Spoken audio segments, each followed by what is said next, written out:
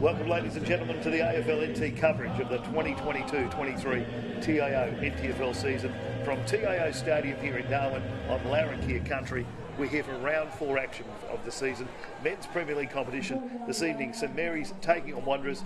My name is Nick Danks, and in my commentary this evening, joining me is Ashley Manakaris. Ash, how are you this evening, mate? Yeah, very good. I've been this afternoon out at Nightcliff Oval as we watch the umpires there. It's umpires round, of course. And I myself, in fact, my number's out there getting a run. Number 7 is getting our run out there today as we see the GFS footy and outdoor footy and cricket shop. Very much big supporters, and we thank them very much for that. Umpires round, of course, you can try it. But I was out at Nightcliff Oval today and saw the Nightcliff Tigers really do a job on the Tiwi Bombers, and I think it's safe to say that perhaps the Tigers are back with some of their best. Brody Philo having a day out on the park. Absolutely. 95 points in the end it was for the Tigers at home. And then last night also at Gardens Oval, Waratah started off strongly. Palmerston fought back, but they got 7-point win. Yeah, look, all I can say about Palmerston is at one stage the margin was out to about 40 points. All I can say about Palmerston is they can't afford to give the better sides a start. They did it against Pint the other day. Yep. You guys were calling that game. And then last night, Waratah, which on their home ground helped them. They could have, but they clawed their way back into the game. They clawed their way back against Nightcliff the week before, did Palmerston, but yeah, couldn't do it last night and got beaten by a better side. Of course, big one tonight, of course. St Mary's only had one massive win this season. Of course, unfortunately, Tiwi looks like that one happened a big loss last week. And for the trivia fans, they were the first side to lose to Pint. It'll be a question in a couple of years' time. Well, it will be. It'll be a question somewhere if there's a trivia night over at the St Mary's Football Club. I don't know how well it's going to go down, but it's an unenviable piece of history to enjoy. But the green and gold, I think, have been a bit slow out of the blocks this week. This year, and I guess we're really looking forward to seeing how both sides go here, because I think both sides need this win. Wanderers haven't been too far away. They've certainly got enough Motlops named in this side, starting at the top with Stephen Motlop and Marlon Motlop, 2 AFL players, thank you very much. And I think that they're going to be an interesting, formidable lineup. There's question marks about St Mary's, particularly around their fitness. Let's see what happens. Of course, Wanderers had the bye last week, yet to win this season, as you said, but they are out for it tonight. So realistically, one of these sides, both sides need this win, but one of them's going to get it, obviously, but unless we end up with something with a draw. But what's your choices tonight? What do you reckon early? Look, I am going to go with the Eagles. I think the Wanderers will be a little bit too quick in foot. And I just think that St Mary's, as good as they are in terms of holding sides together, I think will struggle a little bit. And before we get the game started, Emma Stark has joined us here in the studio. How are you? Hi, Emma. We'll just get her to... Get her ready. Last season, Emma Stark made her TIO NTFL Men's Premier League debut, made her the youngest ever female Men's Premier League umpire. Good evening, Emma, and thanks for joining us up here in the box. How are you? G'day, guys. How are you? Good. How's your season going so far? Yeah, look, it's been really great. I'm actually umpiring my first NTFL Men's Premier League match because I've been umpiring in AFLW at the moment. But look, I'm really excited to get back out there in local footy and just really get around the umpires and the players and everything like that. So how did you get involved in umpiring in the first place? If somebody's out there listening right now and says, that sounds like a great idea, how do you get involved? Yeah, so all you have to do is visit umpire.afl. I originally got involved because I was playing and I thought, you know what, I want to get fitter, make more friends and just see the other side of the game, and so I got involved and it's been the best decision I've ever made. And of course, umpiring's a great way to get fit, and you get paid for it as well, they tell me. I know, it's beautiful. Yeah, how's that? Of course, up the NTFL umpires, they hold training here at TIO on Tuesdays and Thursday night from 5:30. Anyone aged 12 is welcome to come involved. Would you drag them along? Yeah, no, I definitely recommend coming down. Even if you're not sure, definitely get down, have a try, have a crack. You've got field umpire, boundary umpire and goal umpire, so you've got a range there. Definitely get involved. And the great thing, you get paid, no registration fees, no uniform costs, and you get free entry to all the games. Yeah, it's sweet as. And if you're good enough, you get to the box as well. Yeah, beautiful. All right, we're going to ask you, you're not allowed to ask umpires this, but you're not umpiring this game, so you can have it. Who do you think town's going to go tonight? Oh, look, I still can't say, but go the umpires, basically. Go the umpires. Go the umpires. I just watched the Women's Premier League game. The umpires, they had a great game. They let the ball play. It was a great to see. So best of luck for the rest of the season, and we'll catch up to you during the season. Thanks so much. Thanks, Emma. We're back here at TIO Stadium. We're about to this game get started. The St Mary's versus Wanderers. Ash, let's go for it, mate. Yeah, we've got Toa in the middle for St Mary's and Emma Stark, absolute superstar. And definitely we'll be hearing that name for many years to come. Looks like Backlund for Wanderers will line up in the ruck. So two relatively undersized ruckman. Umpire Michael Gow bounces down. It's one up by Toa, loose on the ground as they try and get it out through Dylan Lant. Many possessions last week did Dylan Lant. Straight away Bo O'Connell. Marcus Tottenham has got it on the boot for the Eagles. In there is Wilkinson, big man for the St Mary's there across half back. Couldn't quite get it. Still loose on the ground. Gow, the umpire, just letting it go, and then eventually he stops it and says, give it to me. And the game will be restarted. It's at the true centre-half forward position. Toa with physical. Tries to keep it moving in front. In there was Motlop. Couldn't quite get it. Loose on the ground. Out they come. Shillabeer balks, then parks it back inside and picks out a teammate, not 15. Play on is the call. The shot at goal out of bounds will go through for a point. And the Eagles are the first on the board. Good call for the umpire. Then it wasn't 15, but it's also a brave call when they do it that early. It's going to be hard for you tonight, Ash, with Motlop, and Motlop. Yeah, I'll work it out. It might be M and might be S. Here they come again. Flanagan sends it out wide. Toa again, the target, loose. Musgrove couldn't get it.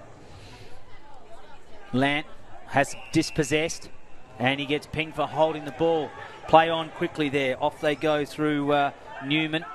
Newman swings it back inboard. It comes to a running McFarlane. McFarlane from 40 sends it off to the right. So the Eagles peppering the goals early. Yeah, had time to settle then a bit more, and but kept his head down, had a go at it. It's worth a try, I suppose, but a few guys running loose then as well. Jacob Long goes in short, finds his teammate. They've got runners here. Harrison Ling. Good pick out. Here they come. Have a bit of a bounce. Jamison Ugle sends it up board. Finds Cunningham. Gerard Cunningham.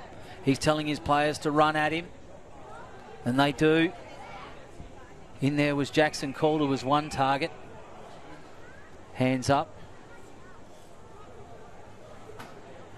And they will ball it up, throw it in. Calder just directing traffic.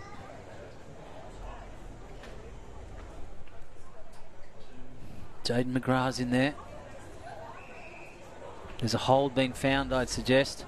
Yeah, it is. Samson Bayman is the umpire, and it's going to go straight away to Jackson Calder. Well, let's see what he does here, because at Gardens Oval, when I watched him a couple of weeks ago, he wouldn't take a shot like this. Let's see what he does tonight. And he's going to back himself. Looking at the flags, bit of a strong breeze going straight into him at the moment. Just, of course, prolific goal kicker, Jackson Calder. Great season over in the Cairns League. And he's gone off for a short pass. And he's picked out Musgrove on the lead. Well, he's a little bit closer, but the angle is a lot tougher. Wanderers skipper Mitchell Taylor on the mark. Jack Musgrove, Saints Junior, Thunder Junior, comes in. Not a bad looking shot, but he's put it out of bounds on the full, and it'll be restarted right next door to the point post in the hands of Marlon Motlop. He plays on, kicks across the goals. Oh, risky, but it comes off. Comes off into the hands of Thomas Motlop.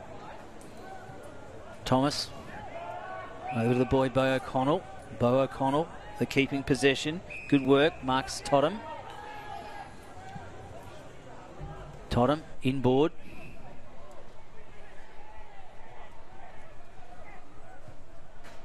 Daniel Wheatra kicked centre into a contest, but they've got away with it through Matthew Motlop. Now it's over to Shillabeer, steps back inside, handball around to his running teammate, and that teammate looks like the skipper, Mitchell. And it's marked on the line. What a great grab. And they will go back and have their first direct shot at goal. Oh, Mitchell Taylor set that up then beautifully. He took advantage of the height of the big man on the line there. Simpson. Well, he's certainly taking his time. He's got a metre to cover. A kick from the top of the square, you would think. Simpson comes in, and the Eagles make the gap 8 points. And a kid out in the street there's got a new ball. Field umpires Mark Noonan, Michael Gayo and Samson Baman for umpires around the course. Boundary umpires Catherine Flynn, Anthony Knight and Cameron Peters Holmes, and the goal umpires William Wood and Keith Pratt. So, of course, we said it's umpires round, and if you'd like to get involved, just contact NTFL. They hold sessions here at TIO Stadium on Tuesday and Thursday nights from 5:30. But the first goal tonight to Wanderers. Yeah, a couple of interesting umpires out there. We've actually got 3 AFL NT Life members out there, Noonan, Pratt and Flynn. So Catherine Flynn has done a couple of 100 games in Premier League, which is good. Pratt's we joke about how he's done 1,000 games. Toa gets it out. Won it out, still can't get it. Lant off his side of his boot, scramble in the middle of the field. Here they come, Marlon Motlop, handball, hits the ground, trying to get it back, no good. Now they're going to run Nate Paredes. Toa gets wrapped up, dragged to the ground by Smith Thompson, and Smith Thompson will actually be rewarded. Play on quickly through Clee. Marlon Motlop steps back inside of Yaron. Not a great kick. Contest there is with Paredes. Paredes regathers. Finds Land.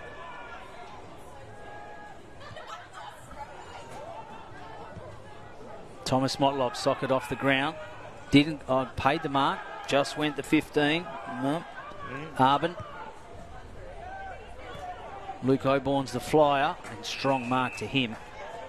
Yeah, brave defensive mark then. Yeah, he's good. He had the player coming at him, but he held his ground. Jacob Long, he's got to go back inboard, middle corridor. Picks out his target beautifully, and that's Stenning. Stenning goes out wide to his teammate Musgrove. So Mitch Musgrove. Now he's got a runner out wide again. Jamison Ugle, he's got space. Gets closed off though by Daniel Wheatra. Ugle though kicks long towards Calder. Contest is there. Taylor was diving. Handball's out on the ground. Picking it up is Thomas Motlop. Handball over the top to cousin Marlon. Now it's come back into Saints centre, back and through Hillier. Punched away by Taylor. Dragged down as he tried to kick it was Cunningham. And a free kick for holding the ball has been paid. Fabulous tackle then. So definitely a goal-saving tackle and gets a free kick. Well deserved. Yeah, it was. It was good effort by... Good effort there by Clea, I think it was, in terms of the tackle. And the ball is picked up by Nook Mansell. Marked but knocked away from him. No. The umpire's called that. It's called it back. Yep. Saved him a bit of embarrassment there, I think. Dos Santos.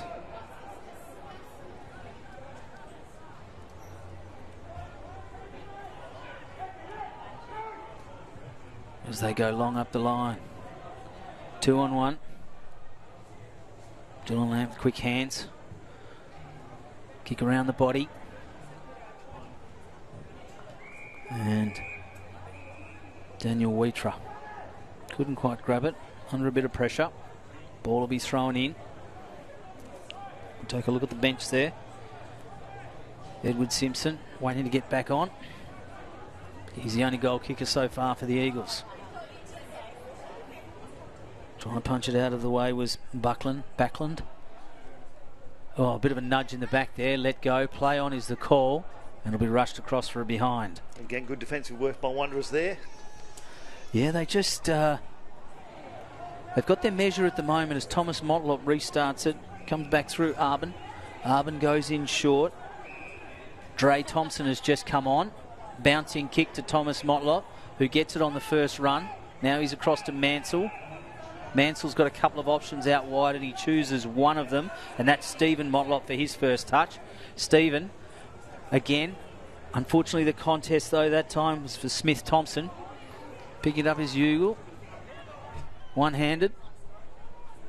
Back to Hillier. Over to Land, back to Hillier. Here they go. Saints inside the 50. Oh, Mitch Musgrove couldn't quite keep a hold of it. And a throw's been paid, and it will go to Daniel Wheatra. And wanting a bit of run off that backline, Wanderers. They've set that up. Brodie Newman. They've got a few runners across their back six today, the Eagles. As it comes to Thomas Motlop. They've had a lot of the ball early, Thomas. That's a good sign for the Eagles.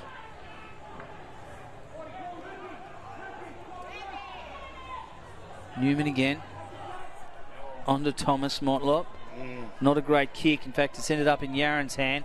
Yaron from 50 drops it onto the chest of Cunningham, who then takes a big dive. He's already got a mark.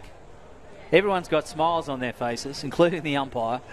Yeah. Don't know how serious that was. I reckon 50 metres might have been about 5 inches. Then it's all he would have got. He was that close anyway. So he thought he'd just give him one for the measure. Wanderers best around the back line there. They just can't do that, and they're going to get pinged if they try that. There was a couple of kicks there. They could have just pushed ball forward. They went backwards, and there's another ball out in the streets. Yeah, so Jared Cunningham opens up the scoring for St Mary's. So it's 1 goal apiece, but Saints trail by 2 points. So trail by 1 point. So it's 8 points to 7. Yeah, you're right. In terms of, I don't know why they play around with it around that 50, Nick. No. You get it out, just get it up onto centre wing. They've got the pace. Absolutely. There was one in right early in the game where they kicked across the goal, then back into the goal square. And you think, boys, this straight line is always the best way to go, I keep saying, and they're certainly playing around a little bit and got themselves into trouble there where they looked in control up until before that mistake. Joel Cabillo, in fact it's not Joel Cabillo, let's see who's going to go up against, it's Dominic Grant is actually going to go up against Ryan Smith. So talk about size difference. Umpire blows his whistle and there is a discussion around who was ready, who was not ready and who was inside the 50. So a warning has been given, I would suggest, to the St Mary's side.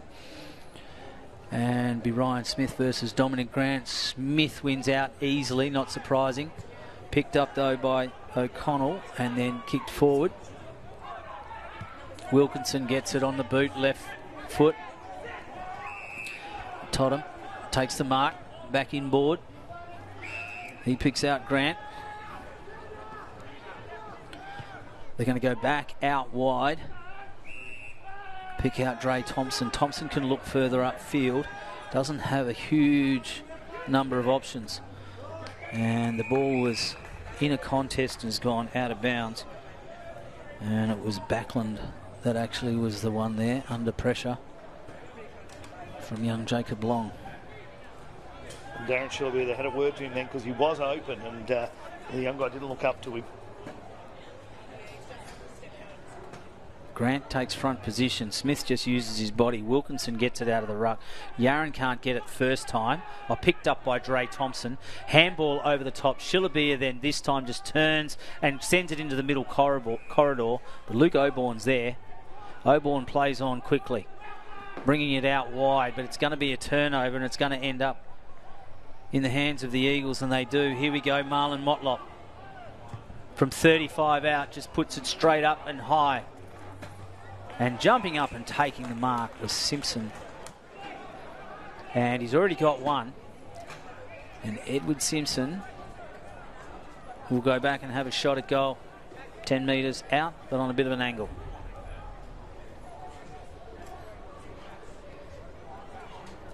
Well, should we jinx him here, Nick? I think he's pretty confident here that they've all walked away and they've gone, we'll leave this one with him. Well, we'll either be setting up in the middle or we'll be setting up for a point. Oh, amazingly hit both goal posts and the ball came back to him. So, you should get another shot for that. So is that 14 points? He actually marked the return ball. Jacob Long restarting play. He's got some runners out there. Goes in a little bit short in the end. Oh, good take. They play on quickly. Through Cutbill. Cutbill's kick is not great. And a little bit of frustration creeping in. Yeah, both sides messing around a little bit at the end of this first quarter. I think some first one to settle down. It's going to be in a lot better position here. Well, the conditions are actually perfect, you know, Nick. It looks pretty good out there. Yeah. The ball will be slippery because it is of the humidity in the tropics. Yep. Toa got front position. Lant got cleaned up as he kicked. Great chase and tackle. Free kick's been found holding the ball. And it will go to the way of Musgrove. Now he comes across to Paredes. Paredes across to Yaron. Tries to use his pace. Pretty good. Handball to himself. And handball to himself and took it out of bounds in the process.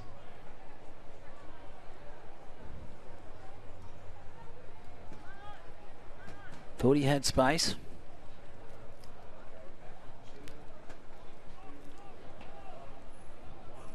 Toa wins out. O'Connell in there. Dre Thompson working very hard, paddling on hands and fours. But it lands in the hand of Harrison Ling, who lines it up from 30. Pushes it off to the left. Through for a point. Very nice pick up though on the run. Yeah, Taylor. They bring it back across. Thomas Motlop. Still got O'Connell. O'Connell just looks upfield. Shillabia presents himself. It goes over the back of him. Wilkinson gets wrapped up. Liam Flanagan's just come on. Flanagan gives it across to Hillier. Hillier has picked out Lant. Lant runs around one. Then puts it on his left and just sets it up high. High to a contest. Calder's in there. Just brings it straight to ground. Yaron roving. Wrapped up. Couldn't quite get it. Mitch Musgrove's in there. Taylor, ever reliable skipper, runs it out for the Eagles. Has a bounce. Then looks upfield and finds Shillabia. Shillabia turns and goes. In fact, it was Simpson who looks for then Shillabia who gets it. So David Shillabia in front of Wilkinson for Saints will go back and plays on quickly from 50 in the middle corridor. He lines it up and kicks it long and to the left. Young Daniel, Dominic Grant got hit down here a little bit earlier on by Matthew Wilkinson. He's got up all right, he's running around, but they may have a look at that one. That was, he did cut one just off the ball. Oh, bit of confusion there, but called out of it in the end. Stenning said, leave it for me. Flanagan did. Oh, over the back. Here they go, the Eagles. Great chase and tackle there. Great work there by the youngster, and that was Joseph Salmon. Well, he let himself down though. Terrible kick. Mansell worried and hassled out of it. Doesn't quite earn a free kick. Salmon cleans up the loose ball. Trying to make up for his mistake. He puts it out in front of Yaron. And Nicky Yaron couldn't quite get there, trying to soccer it on.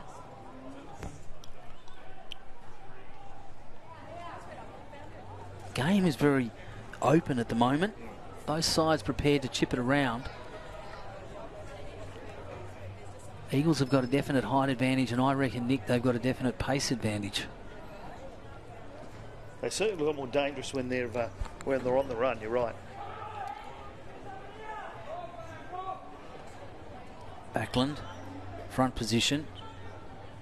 In there is Joel Cabillo, hands and knees. Trying to chap it out. No luck. Umpire says, give it to me.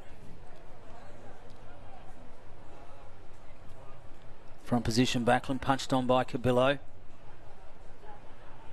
Grabbed without the ball, let go. Play on is the call. Thomas Motlop's in there. So too is Clee for the Eagles. And they wrap it up. This time the ball's inside the centre square.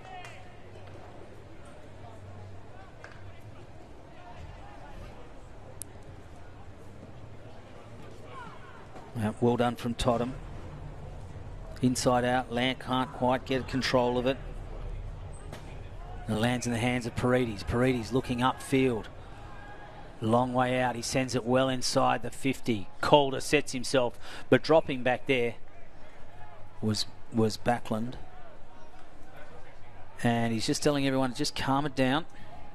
Yeah, there won't be much left of this quarter. There's only been 2 goals scored. Now he's up to a long contest in front of that scoreboard. Dylan Lant gets it. Here they go. Mitch Musgrove. Not Mitch Musgrove. It's Cutbill. Cutbill steps around 2 and decides to kick to a long contest. It's 2-on-1. They're falling over each other. Hurried kick. Hillier. Still 2-on-1. Hillier. He's going to get caught. Play on is the call. Let go. Comes underneath it. Here they are again, the Eagles, through McFarlane. Spins, turns, handballs to himself, and the ball goes out of bounds. And Daniel Clee, number 26, on his haunches there, as players peel themselves off up the ground after that. Look at Ryan Smith there, waiting to come on in the dying minutes. We're into time on now. 10 plays 8, Saints on the attack. And it's a big lead, and cut off though by Brody Newman. Newman goes inboard. Play on is the call. McFarlane just trying to step around. Took his time getting rid of it. Too long. Well, he did a 360, so he didn't have a choice. Absolutely, the umpire's been red hot on this on the length of the kick tonight, and it's good to see. Yeah, and more importantly, he gave him every opportunity. So Nicky Yarran will go back and have a shot for Saints as we approach the quarter-time break. And can St Mary's go into this quarter-time break with a lead? Kicking across the face of goal, punched away by Taylor for the Eagles. Still loose on the ground. Wanderers trying to clear it out of their defensive 50, and they do. Thomas Motlop. Now he's got it out. Picked up by O'Connell. O'Connell can have a bounce and a run, and he does. Schillerbeer punched away from him. In fact, Simpson, I'll get those two confused all night because of their size. They're both wearing a 3. So Simpson presented himself.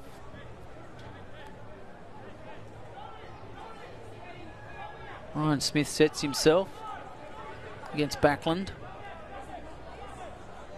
Good contest, one out by Backlund. Can't get it through. Totham, quick hands. Joel Cabillo tries to knock it on. Dylan Land coming through. Good Shepherd in possession. He's wrapped up without it. Simpson was in there for the Eagles. So too is Dre Thompson. Lant again. Hurried kick. Left foot. Out he goes.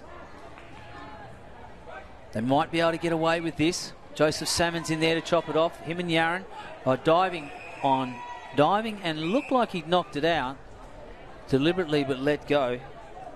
It was Brody Newman from Wanderers, and umpire Bayman said nope, throw it in. He was under enough pressure.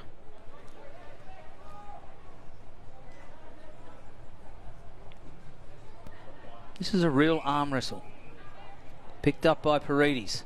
Paredes just sending it back inside the 50. Saints doing a lot of the attacking in the last few minutes. Oh, it's sharked beautifully there by Hillier.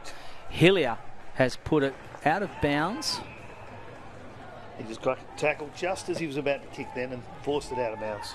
Well, he certainly collected that ball. Would have been happy if you were the coach of St Mary's Vallejo.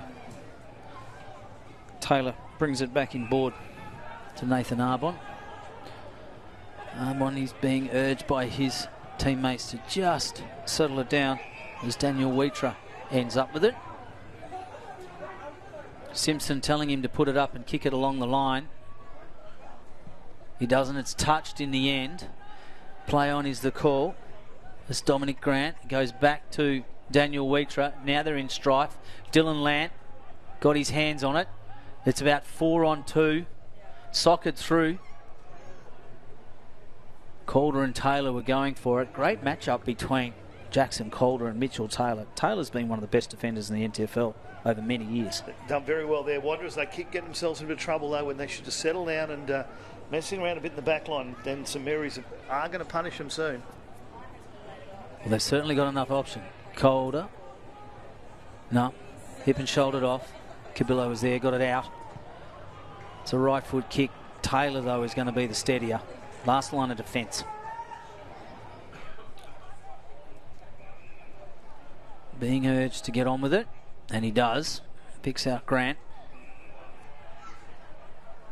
Grant can go in, and it's really a kick to no one.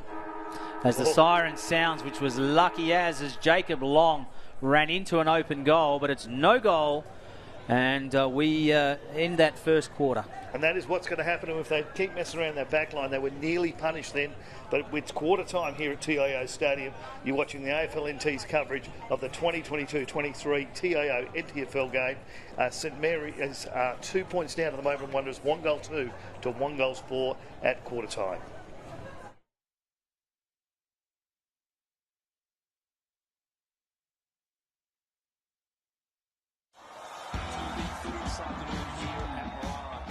Stadium. To the left of your radio, they go. Wow, what a goal to start the game.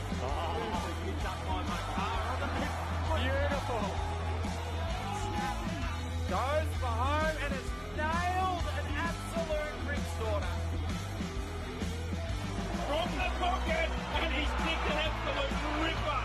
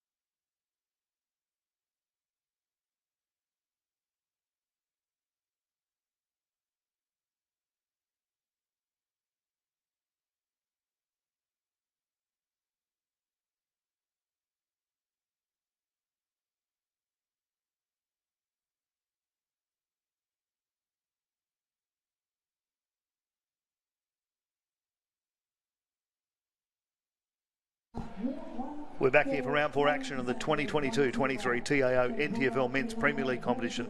This evening, St Mary's taking on Wanderers. My name's Nick Danks and my commentary partner this evening is Ashley Manakaros. Ash, scrappy first quarter. Wanderers currently 2 points up against St Mary's. Yeah, they're probably unlucky not to be further in front. They actually had a few opportunities there in front of goal and didn't capitalise on them. And then they gave a little bit away, and I think they turned over around that 50-metre arc when they didn't or shouldn't have. And they've certainly got the tall timber up forward in Shillabeer and Simpson for them to target. And they've got some runners too. I mean, you know, Stephen Motlop, Marlon Motlop, Thomas Motlop is demonstrating how useful he is across half-back. And Mitchell Taylor has got Jackson Calder well held. Yep. And that Jackson Calder is about their only avenue to goal. Otherwise, St Mary's is going to be bombing from 30 or 40 out, you would think. I reckon the conversation in both huddles at quarter time is that these guys need to stop messing around in the back half, Wanderers do, and St Mary's, if they're going to keep doing it, are going to punish them, as they nearly did right at the end of that quarter. A couple of games already played in this round. Last night at Gardens Oval, Waratah started strongly, held on for a 7-point win over the Magpies, and at Darwin, Mass and Nycliffe Oval, you were there this afternoon as the Tigers defeated the Bombers by 95 points. Tomorrow, one more game, 4 o'clock at Ghazali's Arena, Darwin, Buffs and Southern Districts. That should be beauty. That will be a cracker. Mitch Robinson from the Brisbane Lions has been named in the Buffaloes lineup, apparently, so that's going to be a cracker to watch him. So we'll see. Is he up here to play to try and continue the 1-year AFL contract, you reckon, Nick? You would want to play for the Lions again next year. You reckon that's... well, I don't think it'll be the Lions. He might go back to Carlton, where he came from. Okay, we'll see what happens with that one. And the big changes are all happening right across the league at the moment. Of course, Pint have got after their debut win last week, which is a good way to do it, have a bye the following week. Well, during the week... Shannon Motlop said he wasn't real rapt about the bye and that they'll continue to train really hard. So, but from that point of view, the monkeys off the back. They've had a win. They probably should have had it against Palmerston the week before. But anyway, they got it last week against St Mary's, one of the sides out here in the reigning premiers. Back in the middle, Backlund versus Toa, one out by Backlund.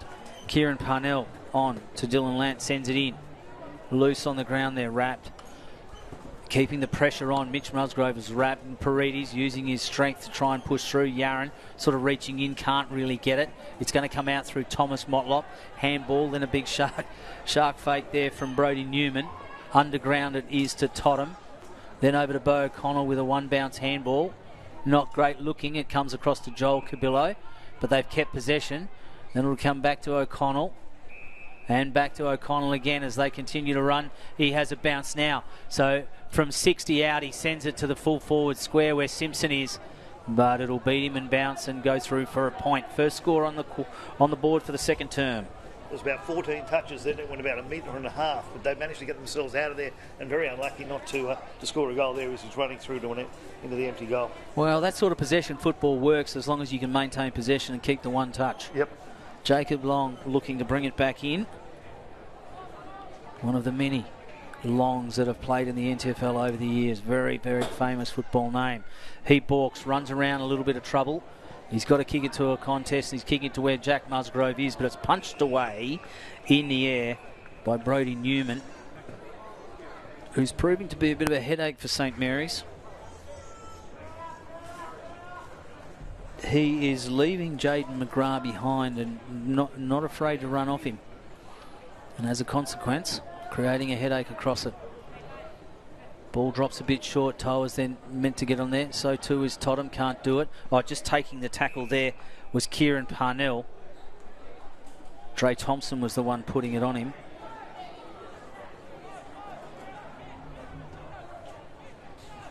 Umpire Noonan.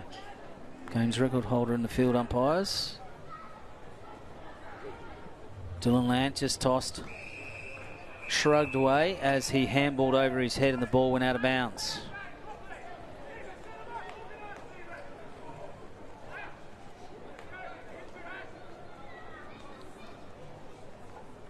Backlund, Toa, front position. Oh, run up and clean through by Dane McFarlane. McFarlane from outside, inside, just in the 50 to Simpson, whose height just pays him an advantage. Oborn was asking the question, was it touched? And I don't know that we get a replay, but Oborn thought he'd got a fingertip on it. Simpson got it directly in front. It was inside the full forward square, and he will go in. And he's already kicked one, so this can be. Could this be his second? He had a shot. He had a shot in the first quarter, but managed to hit both point posts. Directly in front, Simpson. From pretty much where he kicked his first, he's now kicked his second. And for the record, I have been counting 3 goals, all 3 goals in the goal square. Yeah, right. Every Okay. one of them have been scored in the goal square. It's so there's 3 footies out in the street somewhere if you're looking for them kids. They've Well- certainly amazing stat, that one. Well, I just saw that. I didn't think Oborne got a touch on it. No, Just looking at that. he got done by height there. Yeah, he was, and I mean, Simpson gives. Simpson's got about a head and shoulder above him. It was a nice try. Well judged in the air. Good kick in from McFarlane. Good clean up and row by McFarlane around that 50, and just went surging all the way through. And I'm pretty sure the field umpire would check the goal umpire there because I was standing right next to him, so Yeah. he would have seen it. Backlund wins out. Tap down. Dylan Lance going to get it for Saints though. Salmon has his kick smothered off the boot. Totham's in there. Hands and knees also too was Stephen Motlop. Oh, Very brave. yeah. Coming through then, flying through was Jaden McGrath, but he never looked like collecting anyone but his teammates. Arbin out wide, far, centre wing. Just picks out a running. It's the ruckman, Backlund.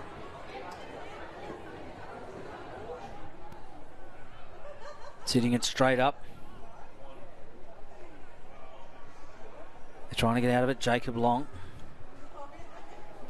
sends it back as Joseph Salmon gets it right on the 50-metre arc.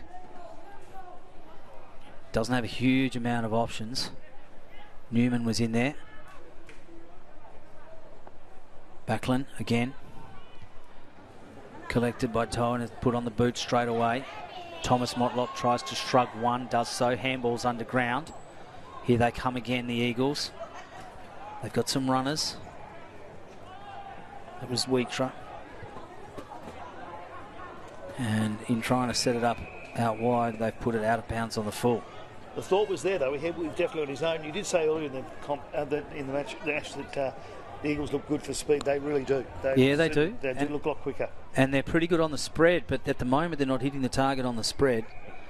And, I mean, this is the thing is we're only into round 4 of the season and, eventually they will start to hit that target and then they become even more dangerous than they're always promising to be. Yep. The Eagles.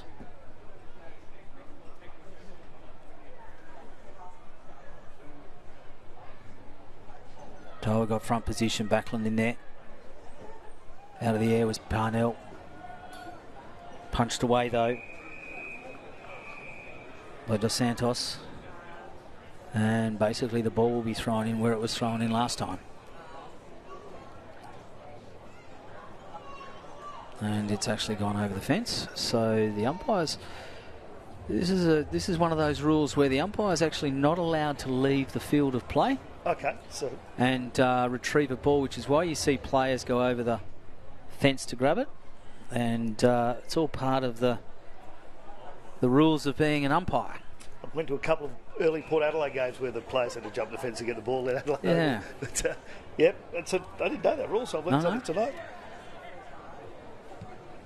O'Connell was in there. Here we go. Stephen Motlop can't. Oh, in fact, it was Joel Cabillo. Taps it out. They're keeping it in front.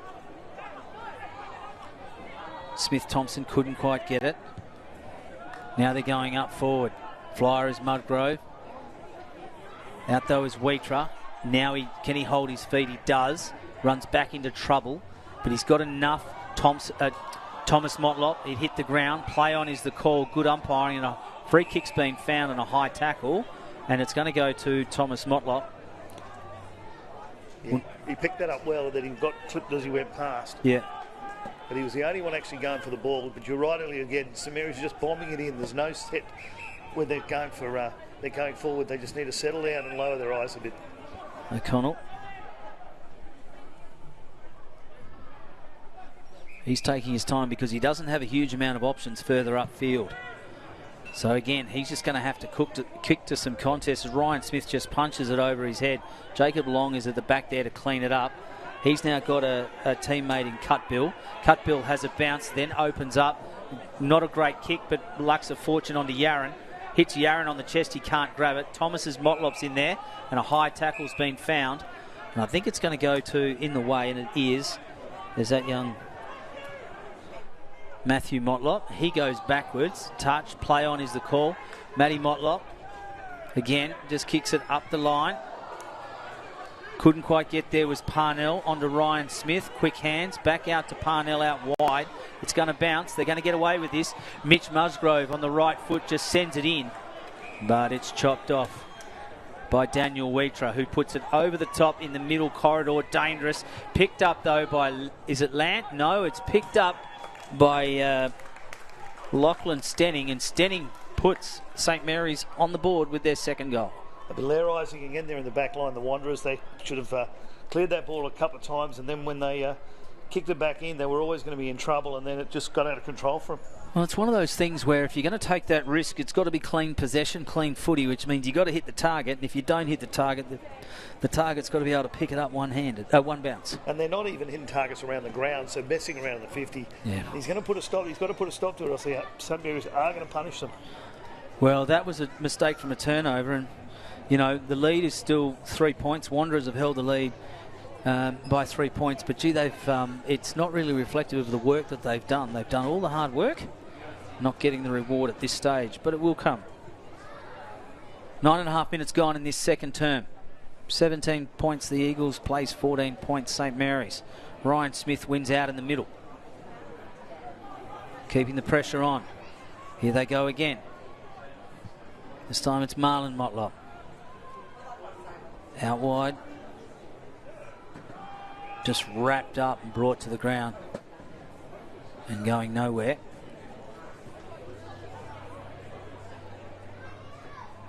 Isaiah Baldock, one of the youngsters that's come through the St Mary's Juniors.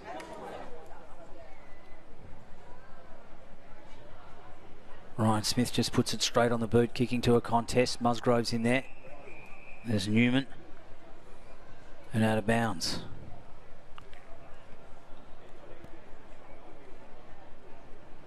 Bit at stake here because both sides have got to win, and if they don't win, they're going to lose.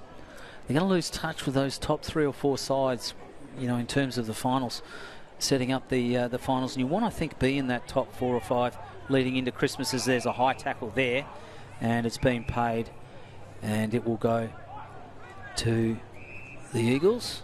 We've all seen how important that lead into Christmas is in those big games at the end where the pressure builds up as we get closer. Yeah. You're right, you don't want to get behind here. No, as Grant got it, sent it down, but it's all St Mary's. Although there's a turnover there. Mansell gives it on to Stephen Motlop. This is bread and butter for Stephen Motlop. The ex-Port Adelaide player centres it and picks out Keenan Smith-Thompson. He lowered his eyes, he didn't blaze away. Keenan Smith-Thompson just takes one step, turns right foot, kicks a goal. Yep, Motlop, you can see his class then.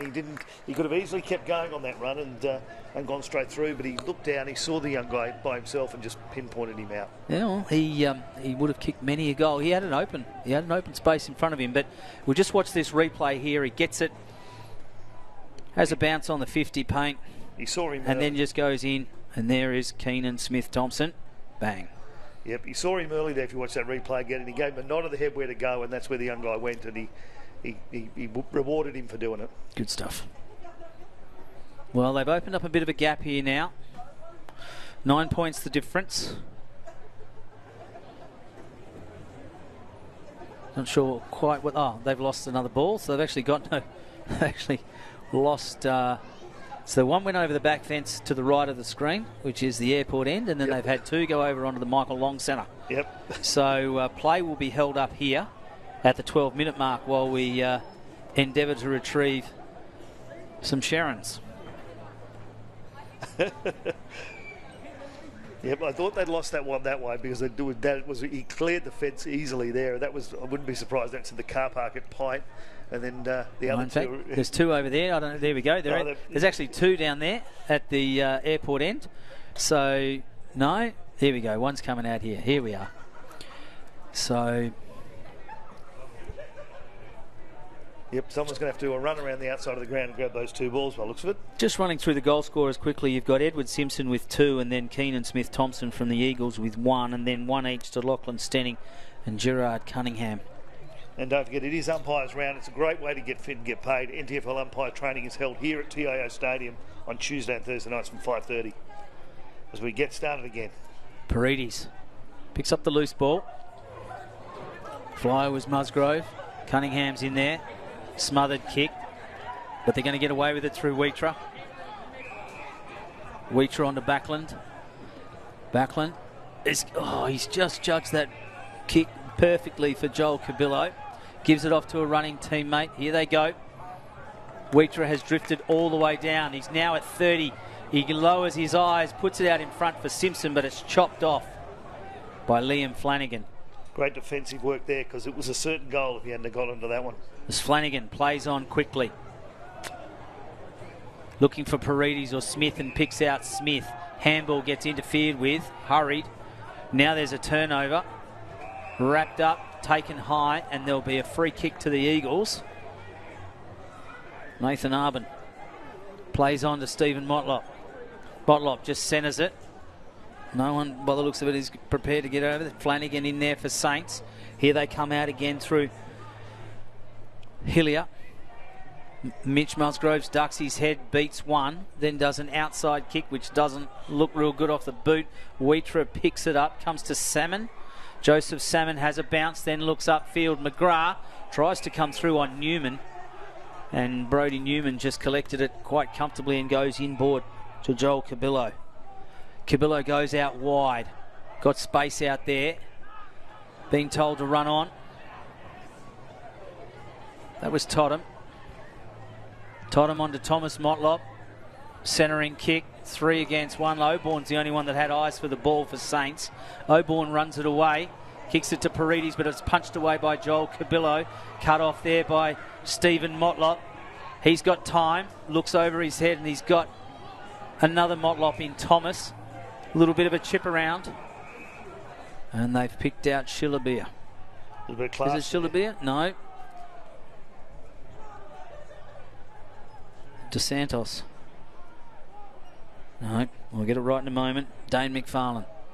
Certainly a bit of class there from Motlop. When he picked that up, he again using his body to show the guy where to go and hit him up again. Yeah. And it's set this shot up here.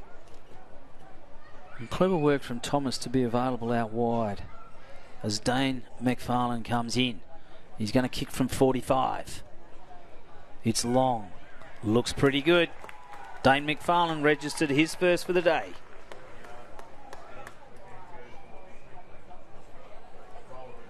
The Eagles are, again, looking very quick on the ground. St Mary's have done that, but that little bit of skill there from Motlop. He knew exactly what he was doing. Chips it out to Thomas. And then, thank you very much. Thomas just straight over the top. Pits out McFarlane. Not much you can do about that from a defensive point of view. I think the big thing with Stephen Motlop just then, was he was just so hard at the ball. Just ran straight through.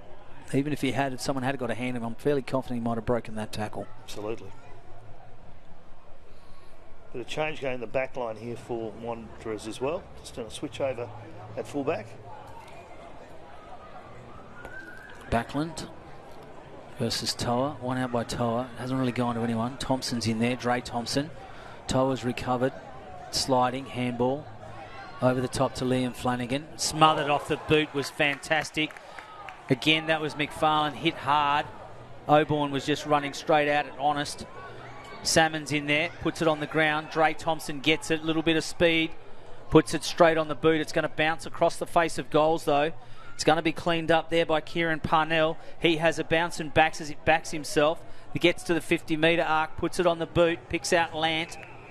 Got out of trouble there, St Mary's, beautifully. Lant goes back inboard. This is going to be a challenge for Stenning. He's up to it, though. He's right in the centre circle, plays on ahead of Mansell. Looking for McGrath. It's at his finger, it's at his bootlaces, can't get it. Taylor got grabbed without it. Let go, play on is the call. Still trying to get a hold of it. Here they come away, St Mary's, through Jamison Ugle. Calder at the back. Thomas Motlop is there. It's put on the boot by Mansell. It's going to bounce in. Kept in. Just stayed in. Brody Newman can't get a hold of it. Paredes cuts it off, then chips it back inboard. McFarlane's come all the way down. Is it McFarlane? Dos Santos came all the way down and has wrapped up Jaden McGrath and has got a free kick out of it. So Dos Santos, time to clear. Under pressure was Cabillo from Dylan Lant. Cleaned up by Thomas Motlop, though. He's having a great game tonight, Thomas Motlop. Bo O'Connell. They're just chipping it over and keeping possession. Back in board to Backlund, the ruckman. Hurried handball. Loose on the far side here. Yeah, Keenan Smith-Thompson. Marcus Totham's fumbles but cleans up quickly. Then chips back over the head looking for O'Connell. O'Connell having originally bring it to ground, then regathers the own possession. And a left foot through for a point. And it is umpire's round, so congratulations to the boundary umpire there in exactly the right spot with that ball, because he could have called that out, but he was right there and saw it bounce just inside the line. Kieran Parnell being told to go back, and in fact it'll be Jacob Long that takes the kick, and he'll go straight to Parnell. So Parnell, Edward Simpson lets him go, and Daniel Clee comes in. Parnell's been told to get a move on. Now he's told play on. Goes out to that far scoreboard side. Shillabeer's in there. Can't get a hold of it. Knocks it clear from his St Mary's opponent. Handball around the corner was from Matthew Motlop. The Eagles go back into attack. And it's the big fella, Simpson. Then McFarlane. Hurried kick, right foot over the shoulder. High and interfered there with Grant. Couldn't quite get it. Stephen Motlop with the boot. He's been pinged. Wilkinson over to Jacob Long. Across the face of goals. Comes out to Toa. Toa's a handball over the top. Handballs to himself. Salmon gets it back. They're out if he gets this across the top. He has. Bit of a slow in getting rid of it. Jack Musgroves, though. He's got about 5 or 10 metres. Gives a handball over. And that handball's to Dylan Lant, who looks low and long and goes for goal, but it drops away to the right and through for a point. Dylan was out there by himself for a good minute and a half, and he was waving his hands frantically, and eventually got to him and he missed the opportunity. The space was certainly opened up for him. Daniel Wheatra. Told to settle down.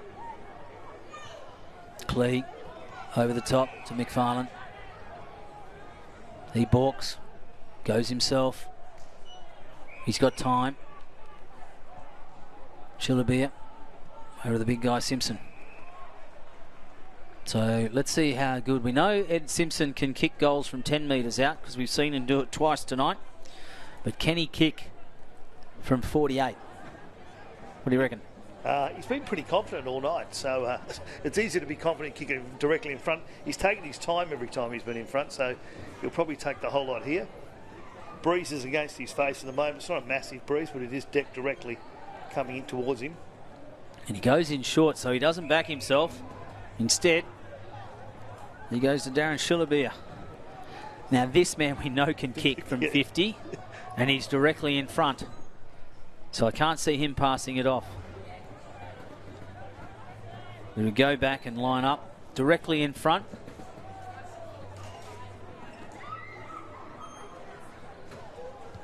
Sits it up long and high and straight. The goal umpire straddles, but it's the all clear given, so Shillabeer opens his scoring account for tonight. Your round 4 action here at TIO Stadium, Men's Premier League, St Mary's versus Wanderers. Currently, St Mary's 2 goals, 3-15. Wanderers in front, 5-6-36. It's been a good second quarter for Wanderers. It has. They've opened it up, and it was always a threatening point for the Eagles, where once they got their spread, once they could hit their target, we've seen some very clean possession out of their defensive 6, and Thomas Motlop has been the one guiding and starting that. Then we've seen Daniel Clee, Dane McFarlane come in, and then they already had winners across with Bo O'Connell and the boy Totham, and of course Stephen Motlop just chiming in.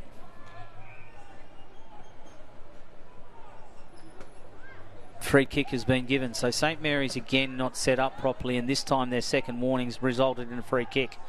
So it'll go to Marlon Motlop after he got a kick handball off Dominic Grant. In there was a hold, and the hold was the big guy Simpson, I would have thought. And Ed Simpson now will get a free kick. Umpire Noonan just signalling a hold there. So out of the middle, they got a free kick from a set-up infringement. And I think it was the same player who missed the infringement earlier in the first quarter. Same guy on the wing there that just didn't get back in time onto his in the correct position, yep. and that's what set it up. And now what we have is Simpson lining up for goal. Set that right up, but he's pushed it off to the right and through for a point.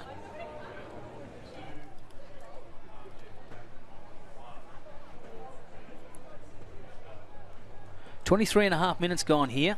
5-7-37 plays 2-3-15. The first quarter was pretty long, and this one's the same. Been a few more goals this quarter, though. There has. Jacob Long kicks it out. He was looking for Mitch Musgrove or Ryan Smith. Smith was under enormous pressure. Nicky Yarran soccers it on.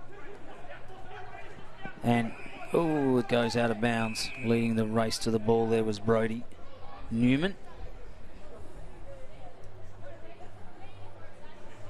Still an interesting contest. Wanderers chasing their first real victory of the season. They both lead. Grant got it. Dylan Lant, quick possession. Now Lant again. Now he regathers. He goes in low off the fingertips of Mitch Taylor, though. Jack Musgrove had a chance to give it a Calder, didn't. Gives it to Mitch instead. Mitch Musgrove's inside out, right foot kick. It goal is a beauty. Yep. Well, is that enough to inspire the Saints? But it's a great way to take him into half-time. You're right, he did miss the handoff there, and that could have got him in a bit of trouble, but followed up very, very well, and a nice snap in the end, straight over the top of the goal umpire's head. He never moved at all. Great goal from Mitch. Let's watch this. So, Jack balks. Taylor gets him. Musgroves picks it up. Inside out. See you later. Called it a goal off the boot, he did as well. Maybe that was a nominee for goal of the year.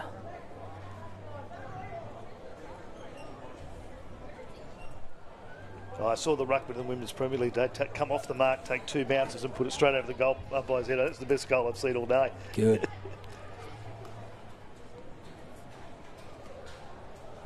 Toa wins out. He's looking for a handball. Comes over the top to Paredes. Dylan Lant. Chopped off though by O'Connell. O'Connell with a left footer. Out in front. Looking for Totham. Beats one. Just put it on the boot. Toa tries to chop it off. Marlon Motlop's in there. So Shillabeer. Good body work. Picked up by Motlop. Left foot snap over the shoulder.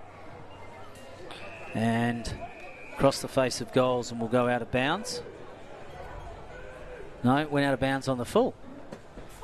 So Jacob Long will actually bring that back.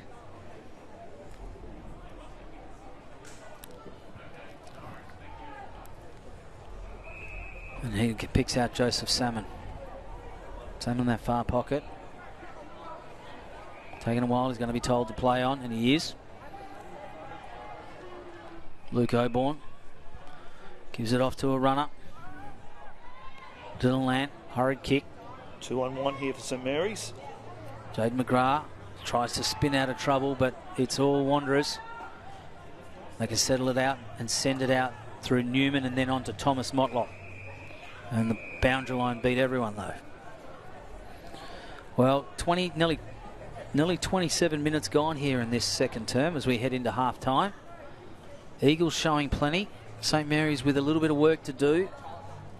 But definitely not out of it. I mean, they get the next one, and this is on for young and old. And margin's only 16 points. Yep, so they're right in this game. Wanderers do look a lot quicker though off the ground. They do, and they're certainly moving the ball with a little bit more purpose and focus. He's got to find a few more match winners around the lines. Mitch Musgroves certainly held his own. In fact, probably would give him as being a bit of a match winner in the half forward. Sliding onto there was Jack Musgrove, holding his head, and a free kick's been found. So it was either pushing the back or high. Not sure. Missed the signal. Jack Musgrove slow to get up. This could be a handy late goal for St Mary's, this one. Well, it'll cut the margin down to 10 points. And I would suggest give them a little bit of momentum going into that third term. Very, very important shot at goal this. Jack Musgrove from 42. Directly in front. Goal umpire doesn't move. All clear will be given. Bang. Saints claw one back. And a couple of goals for St Mary's there, and right back in this one is now. There's 10 points in this match, and looking forward to a very, very good second half of football. Well, I think that what's going to happen, well, it's very, very important, but if you look here, there's a single goal scorers: Musgrove, Gerard Cunningham, Lachlan Stenning and Mitch Musgrove. And then for the Eagles, you've got 2 to Simpson, and then 1 each to Shillabeer, and then McFarlane, and then Smith-Thompson. The interesting thing is, the Eagles have just the way the Eagles have worked their goals together. Put their goals together have been through good movement. Back in the middle, Toa again, working very, very hard in the ruck for Saints. Yaron got taken high initially and will get a free kick. Advantage is paid. Now they're going to look for Musgrove on the lead again. Got taken down. Play on is the call. Mitch Taylor overruns it. Umpire Noonan was there and just didn't think there was interference then.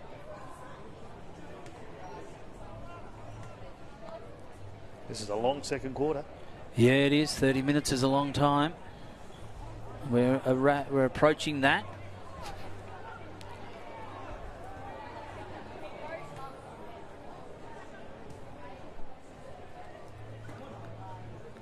Mitch Musgrove's hurried, chopped off though. Shillabeer just gets it, and the ball just, they gain yardage, a little bit of safety. Certainly the Eagles. And that breeze, Nick, look at the flags. That wind seems to have turned around and is now going to right upstream. Yep, it's been doing it all day, but then all of a sudden it'll square up for a little while, but it's been certainly stronger to the airport end.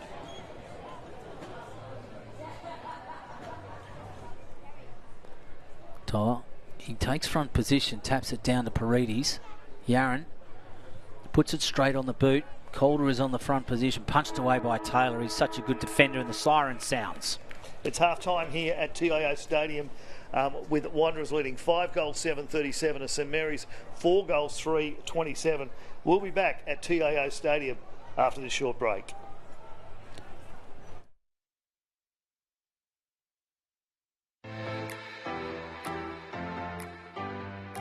Competition. Big kick inside 50. Gee, that was a very creative mark there. And he plays on Joe Salmon. A quick kick to his full forward in Calder, and that is very quick off the mark from St Mary's. Mary's, so might put this one through as well, I'd say. Runs around and he's happy with that. A little fist pump, and the first goal is on the board. St Mary's go 1 goal straight, 6 leading. Pint yet to score. Working it back forward again. Now with Chalmers, he's been one of the better players. Then got off to Saudi. He went to goal, and that's a big kick. That's their first ever goal in the Men's Premier League here at their home ground, DXC Arena. So Yes, Yeoman was an absolute standout for Southern Districts. Jackson Calder plays on. You don't see that happen often. No, you don't. You get tackled. Gee, that's well across the face. Still might work for them. Silva, Yusuf. Gee, what a goal that was. He's just bananaed it through. Kicked his second, and he's been on fire the last 5 minutes. Yeah. Yusuf tackled. Ball comes out now, St Mary's to mop it up. Not a great one. Ciavarella, he snaps it round the corner and kicks a goal. Yeah, well, opportunist goal there by Ciavarella. Another.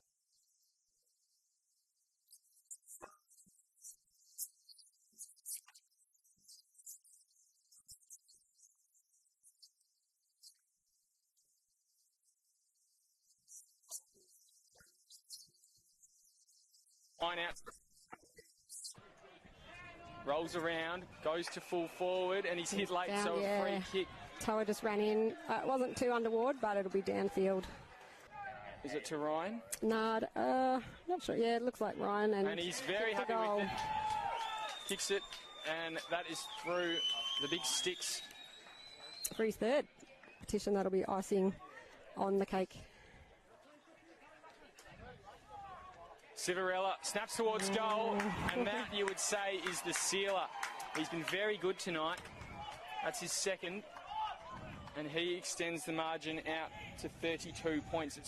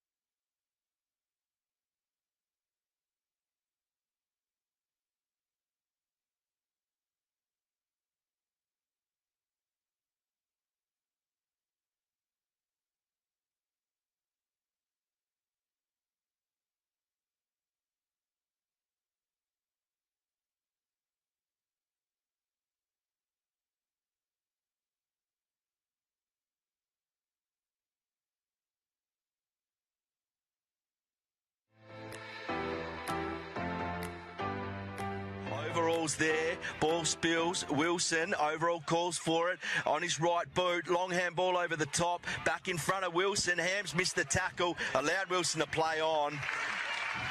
And well done by the old fella there. Missed tackle there by Hams. Unfortunately, he's a tough man to bring down. He's a big unit. Can't take. Picked up there by Adam Parry. Ball spills loose. Round the corner by the Nycliffe player. Geez, a chance to be touched, but they're not claiming it. That's a great goal. Great kick. Who was that? Lachlan Hooperts. Yep. Butler's getting the best of him. Well read there by Mensch. Slams it on his left boot. Ball goes Eddie's lurking there. Guthrie's run on hard, out in front of Eddie. Eddie on his left, brings it round the corner beautifully. And right on cue before quarter time, Eddie kicks Palmerston's first goal.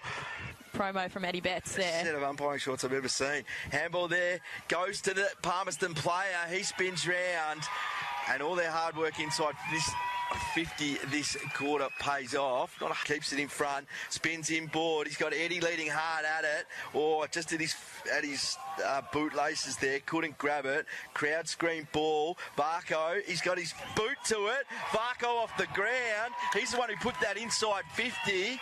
And late in this second quarter gets a much needed goal for Palmerston. They're right back in this. Forced to call out the back.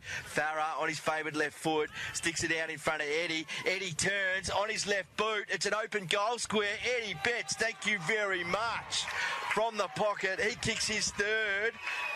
He's looking alive, and Palmerston hit the front. The defensive zone. That's a beautiful kick down there. 60 metres out, taken by Bowles. He's on his natural left foot. He's going to go to the top of the square. He's almost gone better than that. That's cleared. Dropped there by Wilson.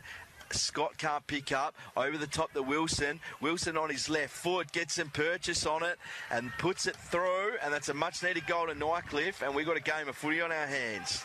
Yep. Ford gives it back to Mensch. Mensch on his favoured left foot sends it inside 50. Over the back there, dropped by Aunt Cox. Was that Eddie? Picked up by Eddie on the right boot. Thank you very much. Eddie Betts, that's your fifth, I believe. He's running on top of the ground in this last quarter. He gives it there to John O'Farah. John O'Farah gets a little one in board and hits up the hard-leading Aunt Cox. So I'd love a goal here, Palmerston. Hits it pretty well. Goal umpire doesn't move a whisker. Thank you, mother, for the Rabbits. Palmerston are up by 6 points.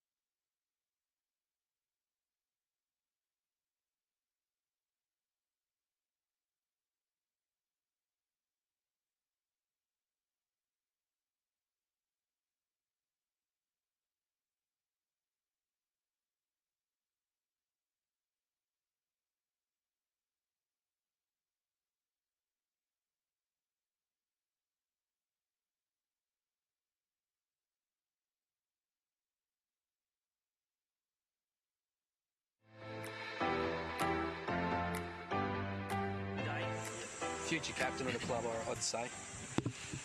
Long flying contest and dragging that in. Judged it beautifully through the air was Mazzini. Opportunity, and Mazzini read it best. So he comes in. Didn't look that great off the boot. Through for a goal, and he kicked a little bit like a defender, but he got the score on the board. There was Carroll. Handball away. Fijo comes in off the wing.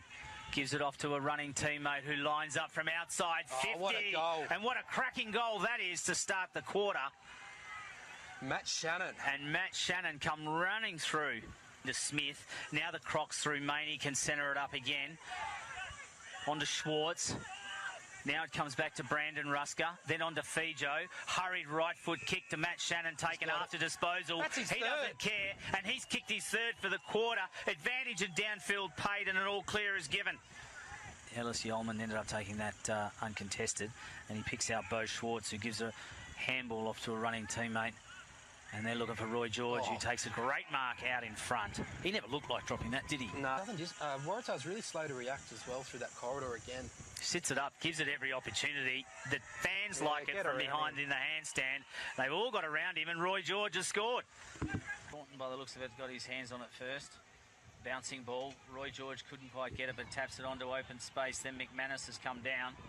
Handball over the top, comes back inside to Roy George, who gets his second. There it is, yeah. Beautiful. Here he goes, deep entry, looking for our boy Hope.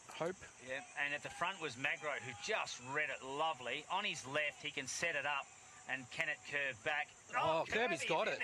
I think Kirby's marked it. The goal umpire hasn't moved. The field umpire's come in and will set it up. With the check side, he's a right footer. Yep, he's got it. Yeah. Well, get around him, boys. Yeah, let's get in there and talk to him and tell him how Ned not playing today. He gives it off to his teammate Marcus Waddy.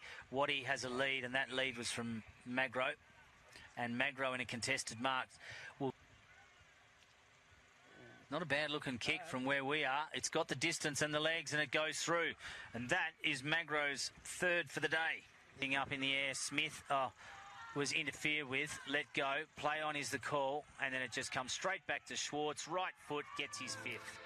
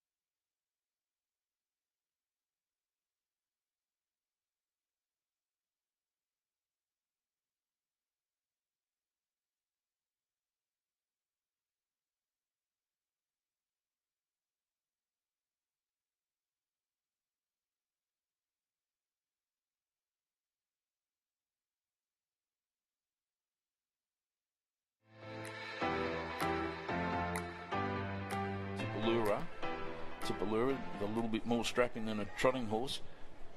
Kicks in nice and deep. The Tiwi player flies. The other one stayed down, which was good, and it's hacked off the ground. I think Harley Bennell's got one. He's celebrating it. He's up and about. Now, he is selling it. And he's kicked forward there. Holtz Fitz gets it. He has a bounce. The Cheney medalist, he comes in. He shoots on goal. It's a scrubby old kick. Didn't sort of come off that well, but Vulture's got it. It's been, great little bit of play there by Cole McBeanick. All right, Tiwi's bringing it nice and long out of... Oh, great Mark Jaden, kick it. I reckon I saw a bit of daylight under that foot. Then there was across, it falls to Bennell. Bennell, beautiful handball from Bennell. Excellent handball over to Tipalura. Tipalura goes long, and this man again to Tipalura. The game as well. Often the ex-AFL guys come up here and they take a little time to warm up to it. It's not easy football to get used to. It's a little bit random, but certainly Harley Bennell's doing well, and he's right to the hot spot. They all fly there. To Souza, it comes down to Vudas. Johnny snaps one back. Nice finish. I think it is a goal. Well done. This is a good build-up here. Vulture's got it just outside 50, goes long. Beautiful kick to advantage there. And that's Pendlebury. A big body. Here we go, Pendlebury on the left. Comes in, very deliberate kick, and he likes it. That's a good start for the third quarter for Darwin Buffaloes. A good turns it over. Bennell's got it. Bennell just jams it. Beautiful kick, Harley Bennell. That is an excellent kick. It's been a long time between drinks. Cantilla shuffles in. He likes it. Not overly confident, but he's kicked the goal. And it's the Tiwi Bombers. Gets the ball forward to Bowles. Bowles, he's usually a good kick of the football. Kicks it nice and deep. It goes in. Kick it's got a chance off the ground. And that's a goal. I think it's a goal to Armat Watkins. He's bobbed up, and that's an important one. Darwin have got another one. That's their sixth goal. Back into DeWitt. DeWitt's given him a bit of run out off the half-back. He goes long. I think that's what they need to do, a bit of chaos football. Goes out the back, swoops on it there. Tamblin, he's kicked the goal. Here come the Bombers. Put inside out. One for the Brave. And it beautifully goes there. Comes down to Tamblin. Tamblin hooks it back. I think he's kicked the goal.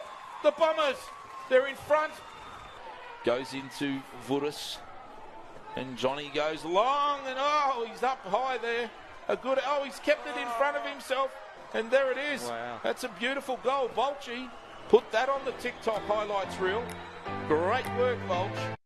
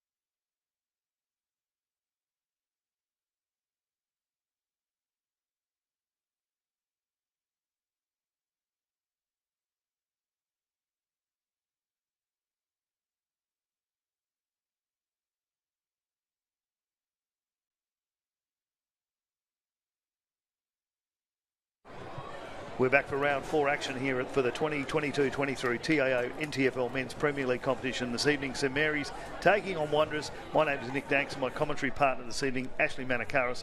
Ash, interesting first half with Wanderers, 10 points in front. What do you expect in the second half? Well, I think that Saints worked their way back into that game. They got that goal late, courtesy of Jack Musgrove.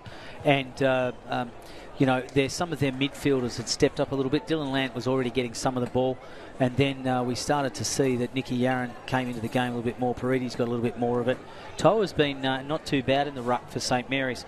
But the Eagles' midfield and their defensive six, and they've just had winners across the ground in that first half. Where they've fallen down and why the margin's probably only 10 points is really realistically because of just mistakes and turnovers. And they have actually turned over a bit, the Eagles. But, gee, they've had some good passages of play. Thomas Motlop, for my money, has been among their better players if he hasn't been their best player. But, gee, they've had some contributors.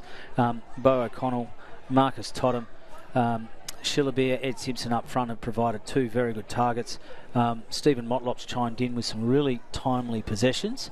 And the benefit of someone like Stephen Motlop and Marlon Motlop is that they bring others into the game. Absolutely. Stephen Motlop did that a couple of times late in that second quarter. And so, it's kind of experience that you can't buy. And so if Stephen's getting 20 possessions, you can guarantee he's farming some of those off to others and bringing them in as a consequence. And that's exactly what's happened early on. So I like what I see from the Eagles. I think they've got some work to do, though, in this second half. Saints started to get up a little bit of momentum. And let's just see if the break didn't come at the wrong time for them to stop that. The first one to settle down, though, in this third quarter they say championship quarter, third quarter. The first one to settle down in this could be a big difference for the game. Yeah, it is, and there's only 10 points in it. So as they say, it's the premiership quarter. So if you are the first team to score, and if you are St Mary's and you score first, then realistically it's game on. I mean, it's still game on now, but realistically it's really game on, and both sides will have to work. A couple of games already completed this round. Last night at Gardens Oval, Waratah started strongly, held on for a 7-point win over the Palmerston Magpies. Magpies giving too many people a head start. Giving too many people a head start, and against a side like Waratahs, you can't afford to do it. And I think at one stage it opened up to about 40 points. You just can't do that. Yep. Waratahs at home, near full strength, were actually pretty formidable. But Palmerston's showing just how good their depth is to get back to within 7. And I heard what he called today. Darwin, Mazza, Nightcliff Oval, the Tigers, big winners over the Bombers by 95 points. Yeah, the re-emergence of Brodie Philo today. I mean, the man had the ball on a string, and realistically, he was ably assisted by more than him. Daniel Bowles, and was Nathan Brown's 200th game today out there, and they sent him up forward towards the end of the game so he could kick a goal, and he didn't let him down. But there's a young player that plays at Nightcliff by the name of Phoenix Joe Poole, and he is definitely an exciting machine and someone to watch for the future, as is Michael Mummery, who is making a return after several seasons and is looking incredibly fit. We can't say anything official, but there's a bit of rumours about the TB Bombers. Watch out next week. And of course, still one more game to go. 4 o'clock tomorrow at Gazelles Arena. Darwin Bus and Southern Districts Pinacles have the bye. We're into the third quarter. Back here live at TIO Stadium, Toa and Backlund can't get away with it. Now comes in there as Totham. Quick hands. Rushing out there. They're still trying to force that ball forward. Was McFarlane. Can't do it. Joel Cabillo comes through. Crashing through for St Mary's was Lachlan Stenning. And he is one of the goal scorers, and he has forced a ball up. Restart. Backlund takes front position. They both get a tap on it. Hurried kick out. Lead is there. And it will be Aaron Schillerbeer. That will go back and have a shot. Well, whether he has a shot or not, he passed one off before from that range. Yep. Not much of an angle to speak of. He's just slightly off centre. Bit of a breeze behind him, but luck was a fortune with that kick. He's going to kick, I would suggest, from just inside the 50, and he does. Sets it up beautifully in there, and just in his attempt to give it a little bit, has pushed it off to the left and through for a point.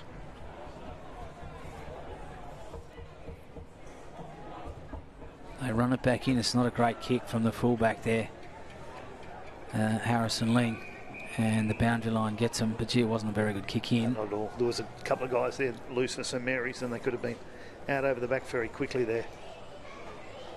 Everyone's pushed across. No loose men anywhere. Boundary comes in. Toa's going to try and get to the front position, which is where he's had his best results, and he gets away with it. Backlund, though, got a hand on it. Still loose. An inside-out kick. Simpson asking the question about something. Marlon Motlop is in there.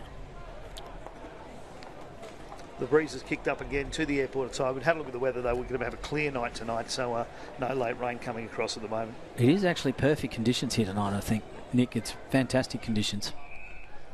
Free kick's been found. Looks like a bit of a push in the back. Toa will get it. No? Or they're going to throw it in again. No, I think it's going to be thrown in again. Perhaps a little bit too short. Not high enough. They've all had to dive for it. That's better. Simpson against Toa. Simpson got a hand down. Yaron with a kick downfield. But dropping back there and taking that mark quite comfortably was Backlund. No, play on, hit the ground. Schillerbeer tried to shark it. Joseph Salmon steps around one. Now he's under pressure. Now he's going to get caught, but he's still got time to give it off to Yaron. Yaron's kick smothered off the boot, but he regathers. Then goes in short looking for Calder. Calder under pressure. Couldn't quite get it. The hit from DeSantos was made to look like it was going to a teammate and went out. Maybe it was. Yeah. Maybe it wasn't. Anyway, the umpire said, throw it in. Just 11 points the difference here. 3.5 minutes gone in this third term, premiership quarter. Saints fought back from 16 points down. Can't really get anywhere. Yeah, no opportunity there at all. He just got grabbed straight away.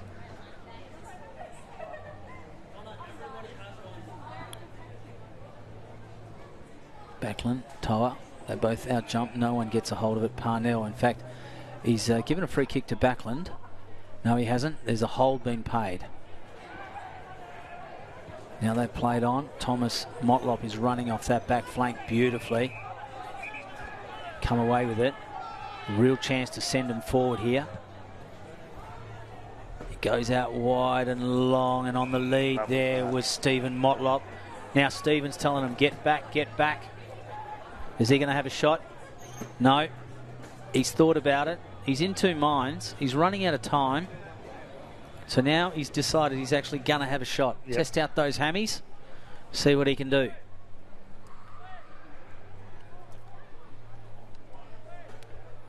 Walks in slowly. From the 50. It's a big bomb. I think it's going to fall well short. Oborn is the flyer and will settle it up for Saints. Nice defensive mark there. Yeah, good contested mark. Comes out to Yaron. Just gets it. Fingernails underneath that. Yaron looks upfield. Not a great kick. I think it's going to be chopped off, and it is. Smith-Thompson back inboard. Brodie Newman. Very serviceable game tonight, Brodie Newman. Been a bit of a headache across half-back. He just sends it up to the contest, up forward. Stephen Motlop's there, but Oborn again. Very well judged mark, Oborn.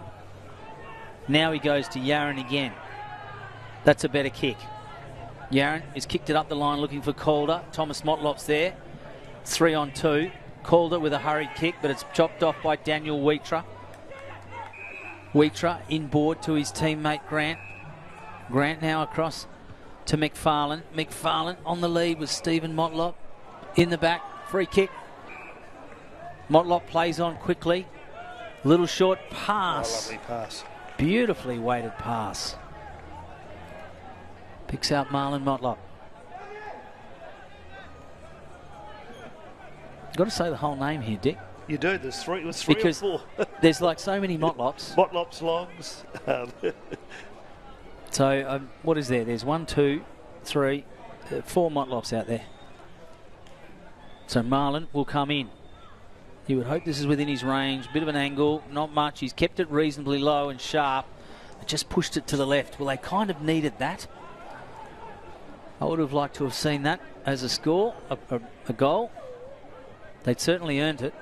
They certainly haven't a few goes in this third quarter, but they still haven't put one away. No, Jacob Long runs it all the way out, makes it to the 50 and then puts it low onto the boot, but it's going to be taken well by Brodie Newman again. He's been in their top 4 or 5 tonight. Newman just puts it straight on the boot. Straight contest, and there's Simpson. Nice mark. Yeah, falling back, judged it well against Oborn. He's looking inside, but he really doesn't have any options, and no one's moving for him. There's also Mary Shirts there in the middle. Yeah, he's got another Motlop in the middle there in the goal square. I don't think he's going to go to him. He's gone in short. There's Marlon. Marlon in a foot race. Trying to keep it out. Still can't get a hold of it. Oh, good defending. And they've... Nice mother. It's gone out of bounds, and it will be thrown in right next to that point post.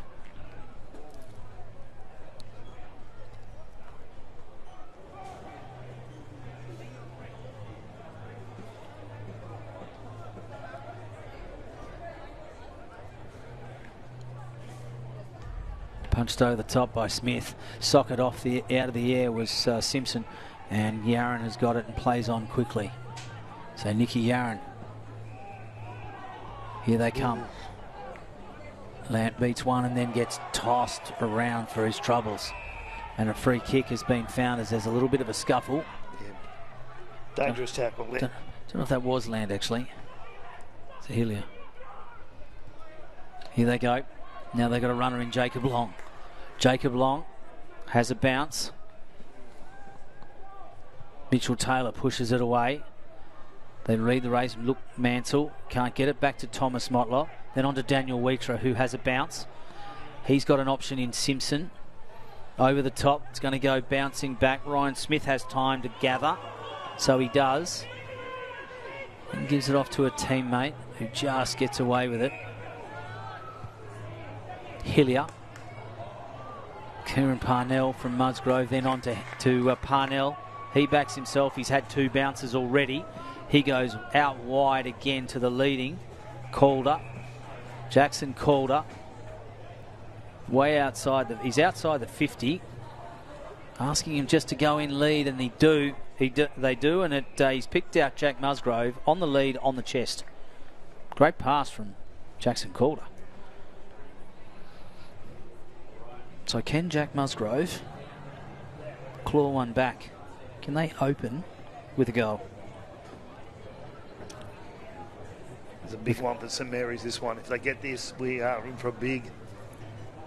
Quarter and a half. 10 minutes gone almost without a goal. As Jack Musgrove goes in, lines it off and sends it over to the right as well. Well, neither side can buy a goal at the moment. Yeah, the umpire ran all the way to his left then. You just knew that wasn't going in. No. Well, they're running it out now through the Eagles. Simpson. Simpson comes to Newman. Punched away. Shillabia tries to take the tackler on, and he gets wrapped up hard by Wilkinson.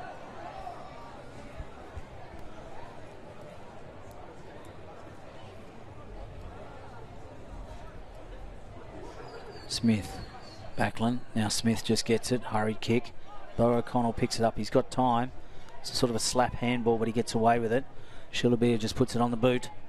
Simpson's there. Oborn's there. Loose. Nook Mansell.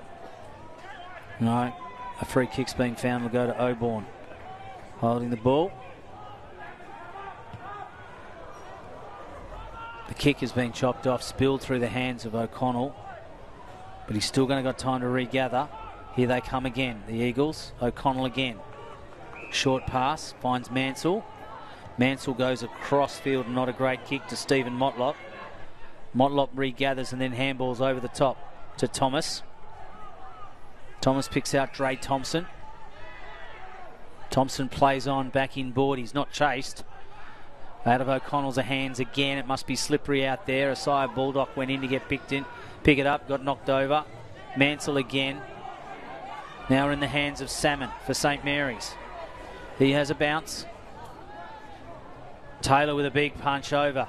Thomas Motlop comes in, can't pick it up cleanly. Newman's in there too. Now Motlop can and trips over his own feet. Play on is the call. Comes to the hands of Dylan Lant and through for a point. I don't know what happened to Thomas then. I think he sort of tripped on his own shoelaces. I think he did. That Dre Thompson, he's very quick though. He nearly ran him down. I'm not sure who's down there at the moment, but they've calling in the medicos. Well, he's hurt himself there.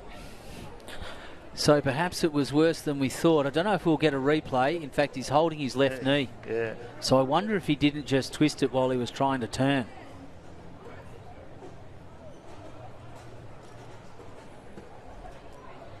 He just went down. He's back up, but he'll go off, I would suggest, and get some medical treatment. But he just turned and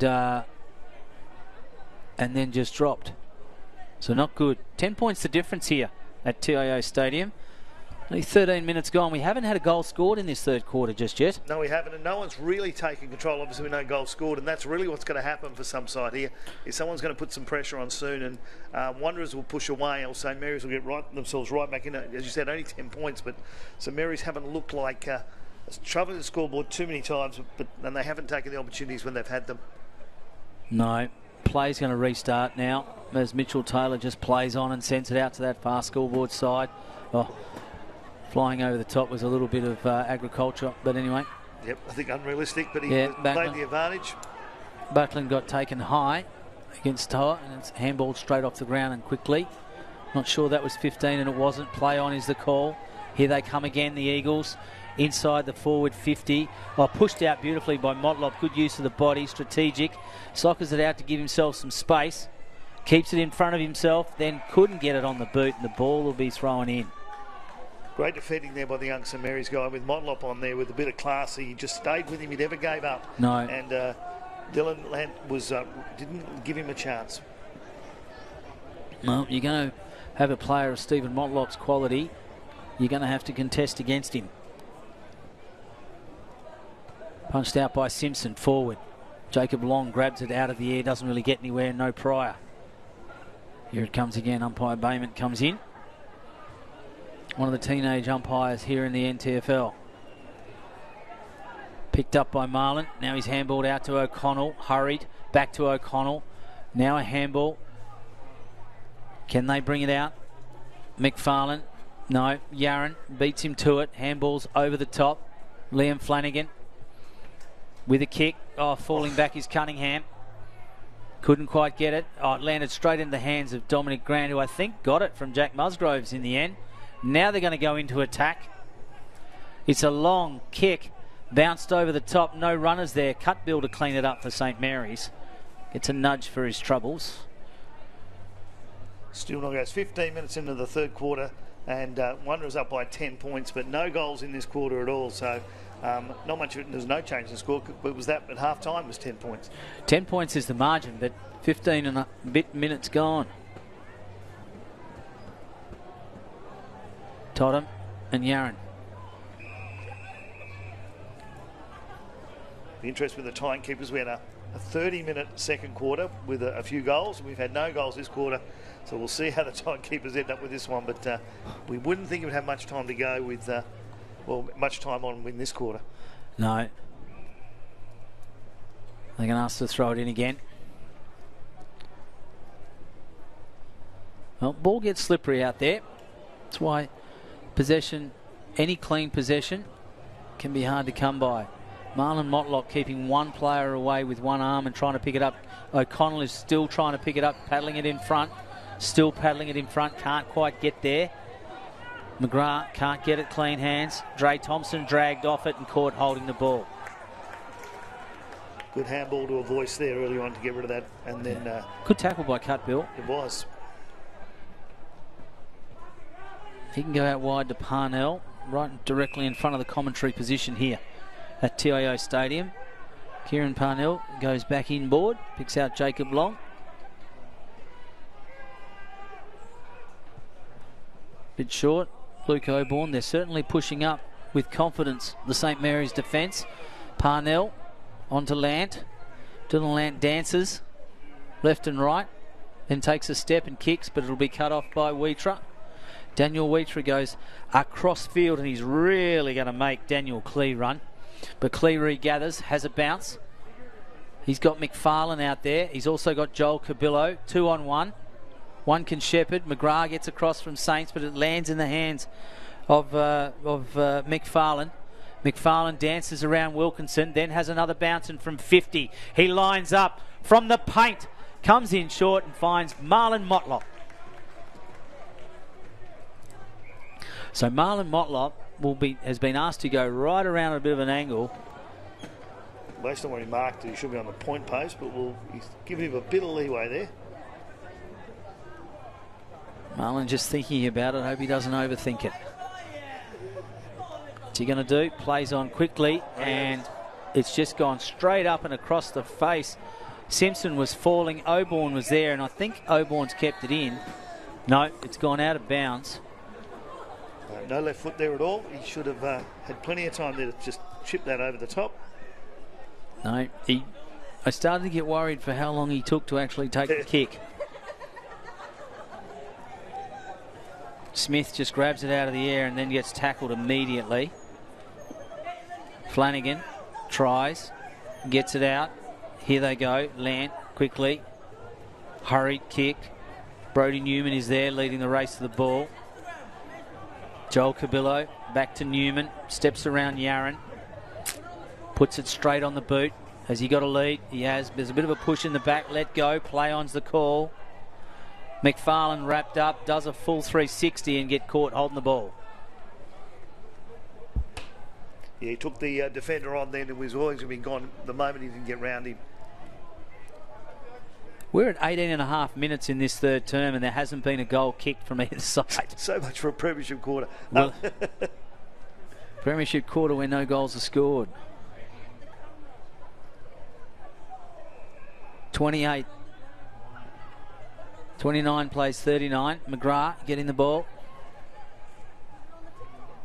Yaron. Nicky Yaron. He goes out wide. The flyer was Musgrove. Socket forward. Calder versus Taylor. Been a good battle. Daniel Wheatra been very serviceable tonight. And a free kick has been found. And I reckon a throw has been paid. And go to Cunningham. He's one of the goal scorers tonight for St Mary's. Mind you, there's only been 4 goal scorers for St Mary's. We're about 30 seconds away from time on here at TIO Stadium. Do you think he has a distance and drop this on the top of this goal square? Well, I think he'll certainly make the goal square. Let's see what he does lengthwise. Yep. Punched away, punched through, cleaned up by Dre Thompson. Trying to get it out of there. Thompson again. Good work by the Eagles. Yaron grabbed, tackled, dumped off the ball. Comes out quickly. Not a great kick, though, from Dos Santos. Still loose. Hillier wrapped up, dragged out, brought to ground, and a free kick paid. Yes, it will, for holding the ball. I think it was Daniel Wheatra that put that tackle on. And again, he's been very good tonight, Wheatra. And Dre Thompson didn't give up then. Once he got that ball inside the square, he just kept going at it, and a couple of good smothers as well. Yeah, so second effort, very important, as Brodie Newman provides them with another avenue out. Newman, he doesn't have a huge amount to pick up forward. Oh, well, Dominic Grant was just flying through, had no eyes for the ball. A free kick will be paid against him. No, a free kick's been paid to him, so he must have got a shove. Don't know if we'll have a look at that on replay at some point. Stephen Motlop looks like he's playing on one leg at the moment. Injured. Hasn't got a huge amount to choose from, so he goes back to Grant. Grant goes inboard and he's got space to Cabillo. So Joel Cabillo then goes sideways. Picks out Daniel Wheatra. Wheatra has got another teammate out there in Totham. Goes to him eventually. Well weighted. Totham puts it on the lead. Great grab by Mitch Musgrove, who then runs into Nook Mansell. Steve, the Motlop rubbing his right knee, but he's waved the runner off and said he's okay. He's going back out there. So just a knock on the knee, it must have been. As Musgrove went across to Paredes, who went across to Jacob Long on the run. Now Dylan Lant has got it. He's still got to beat 2, though. Comes to Calder. Calder puts it on the boot laces of Jack Musgrove. He can't collect it first time. Brodie Newman cleans up. So does Taylor. Taylor can then go for a bit of a canter, and he does, and picks out Joel Cabillo. I'm not sure was ready for it, but it's gone back to Taylor anyway. Taylor, however, as his kick turned over, Harrison Ling. Taylor got their first touch on it, but it through his hands. Comes to Musgrove and then on to Hillier. Hillier from 49 sets it up into the goal square. Cunningham is there. And it's come off feet, hands, and you name it, through for a point. So St Mary's winning the quarter now. It's they're only 9 points in it. It was 10 at three-quarter time. 10 scoring shots to 14. Wanderers in front. 30 points to 39. They're taking their time. Stephen Motlop's gone back there to take the kick. And he goes out and picks out a teammate in Dos Santos, and then back to Stephen Motlop, and then a great kick to Brodie Newman. Newman on the 50. Liam Flanagan on the mark. Now it's gone over the top. Dominic Grant can't get it. Oborn's there waiting. Ryan Smith is also waiting. Now it comes to Dylan Land, who just puts it straight on the boot and sends it towards Jackson Calder territory. Calder couldn't grab it. Hasn't been had a clear run of the ball all night. Now it comes to Stephen Motlop. He goes over the top to Simpson. Great awareness. Simpson from centre wing won't have a shot and give it straight back to the umpire. Well, a big third quarter. It's three-quarter time here. Only 9 points in it. St Mary's 4 goals, 6:30 to Wanderers 5 goals, 9. You're at TIO Stadium. We'll be back after this short break.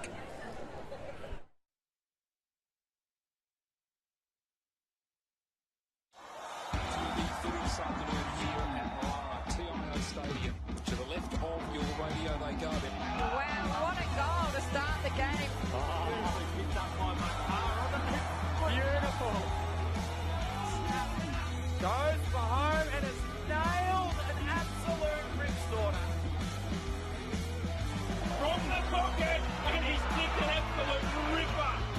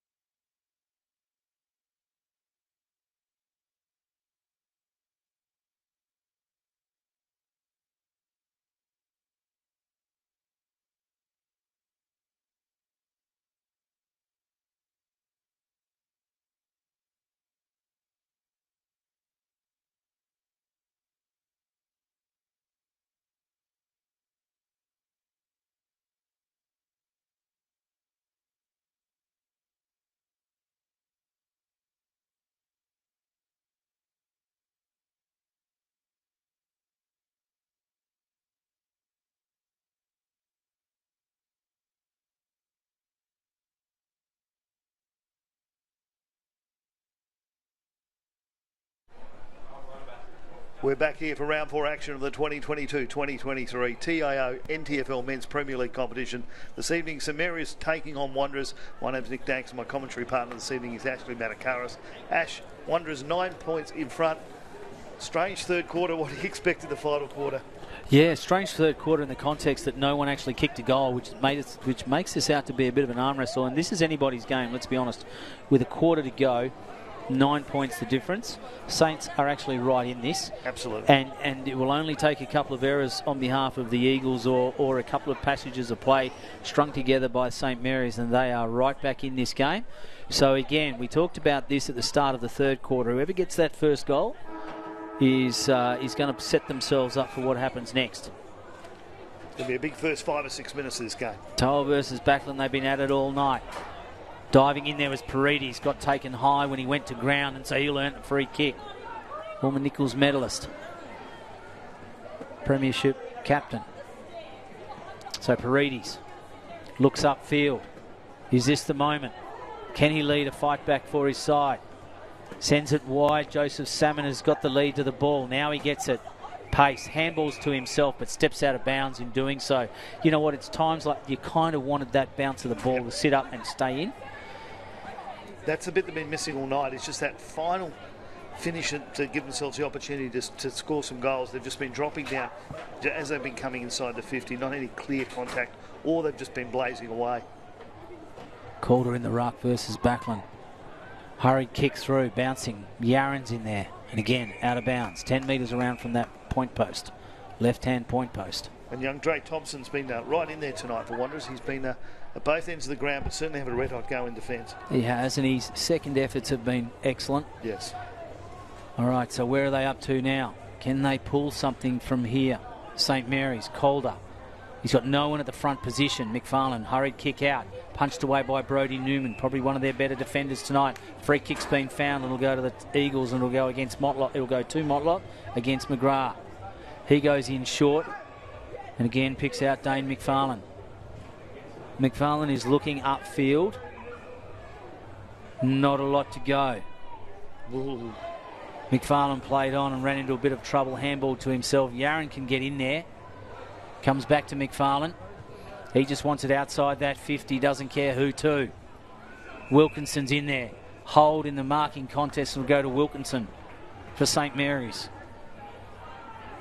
They ran themselves into trouble early in the game, Wanderers. They just did it there, but they luckily get out of it. But it's coming back in now. Comes back into that forward 50. Calder couldn't get a hand on it. Wrapped up, though, by Salmon. Salmon with a short pass, though, is chopped off. And Thompson, who you were talking about, is right in there. Daniel Wheater gives it off to the running Newman. Newman just stabs at it, gets taken out. It's going to bounce up. Could be out over the back here, Wanderers. He's on his own. It is, and it comes to Grant. Grant via Smith-Thompson. Dominic Grant has had 2 bounces. He's chased down by Hillier, then steps inside him and puts it on the boot. Sends it inside 50 for the first time. Oborn was the flyer. Simpson's in there. Wilkinson will tidy it up and come out through Jacob Long, St Mary's. Straight over the top. They want to rebound quickly here. Liam Flanagan. Another chip over the top to his skipper, Paredes. Nate Paredes looking upfield. He's really got Jack only. He lets him go. Then gets taken out for his trouble. It'll be downfield. So Wheater just shouldered him there. And it'll land in the hands of Dylan Lant, which is probably the play you want it to go to at this point in this position on the field. Dylan Lant. He's got Salmon. Calder is there, but he's well held by Newman. So he kicks it to Calder, who grabs a great mark. Nice hands. Brodie Newman had him. Calder cleverly cut back inside. And then we will wait and see what happens, and then we'll have a look at that marking replay. They had a few guys open up there for him, and a great grab. Well, if Calder gets this, I reckon it's his first goal for the night. And it will be, and he has leant back into it and just snuck it in. Yes. So this is really important for St Mary's. Calder gets his first. Saints right back in this. We've got a 3-point ball game. I think he should thank the groundskeeper, because another coat of paint on there, and I don't think that would have gone through, but he's just snuck that in on that left-hand post. There we go. Dylan Lant comes in, and you just see Calder change direction, and he ends up between He ends up between Brodie Newman and Mitchell Taylor, and he hasn't been able to get away from Taylor all night. Taylor's worn him well all night.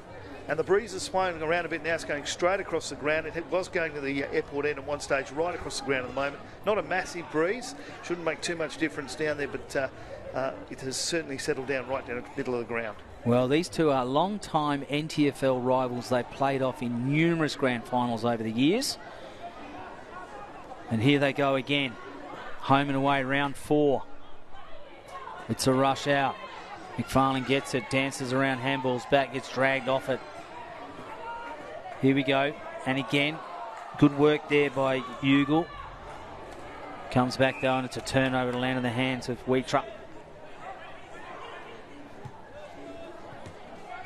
McFarlane. McFarlane finds Dodham.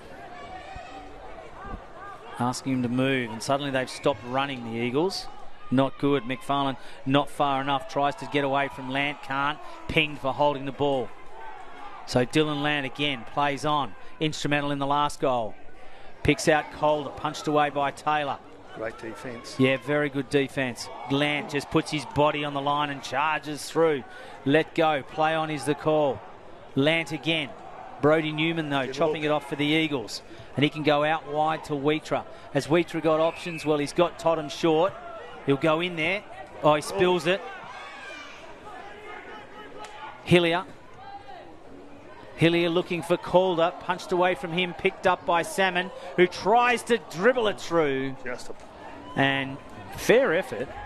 Very good effort there. And did chop it off, though, in attack here. As you were saying before, great rivals for people who don't know in the territory. Their club rooms are about half a football pitch apart. So I think there's a car park separating the two club rooms. Well, they played off in a couple of grand finals in the 80s that were just memorable. And then again in the early 10s and memorable again. There's Marlon Motlop. Picks out Stephen Motlop. 2 AFL players, former AFL players. Stephen then goes up. And Joel Cabillo with a good contested mark there under a fair bit of pressure from Stenning. Gives it off to Marlon Motlop. So they're all going to have to stand up now. Shillabeer.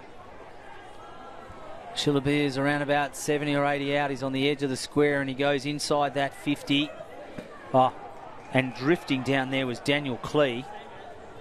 And Clee has just gone... Everyone just calm down. I'm going to have a crack at this. We think. Not really sure.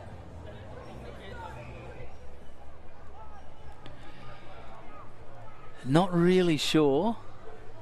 He is. He's certainly... big deep breath there. He's getting in his zen. Daniel Clee comes in. He's going to kick from 45 out. Stabs over the top of it. Gone to the left. And it's gone through for a point. I'm impressed with Stephen Motlop tonight. Some of the stuff he's been doing when he hasn't got the ball, he's been pointing the young guys, he's been running up and down the field, he's been the stuff, when you pay for a guy like that to come and play for you, you want him to be a bit of a coach out there, and he's certainly done that tonight and brought other guys into the game. He has. Jacob Long. Kicking to Jack Musgroves and Ryan Smith. Punched away by Backlund. Still loose on the ground. Jack Musgroves just boots it downfield. Salmon chaps it forward. This is going to be a foot race. Oh, Cunningham went over the top. Play on, let go. Now Dominic Grant, serviceable tonight. Mansell onto Grant, then on to his teammate in Smith Thompson. Smith Thompson looking for Simpson, punched away from him. Free kick earned from Auburn. So Auburn's given that away and Simpson just looks upfield. He's got Shillabeer on the lead, but he doesn't go in for him. Instead, he picks out McFarlane, and a 50's been given against Wilkinson, who grabbed McFarlane after he took the mark, and if we're lucky, we'll get a replay of that. If we ask our tech team nicely. So this will be the 5th goal of the night, kick within the goal square, just if you're keeping count. Yeah, it was an interesting 50 from the point of view that McFarlane went to go away. Wilkinson's grabbed him, and McFarlane directly in front, 9 metres out, goal.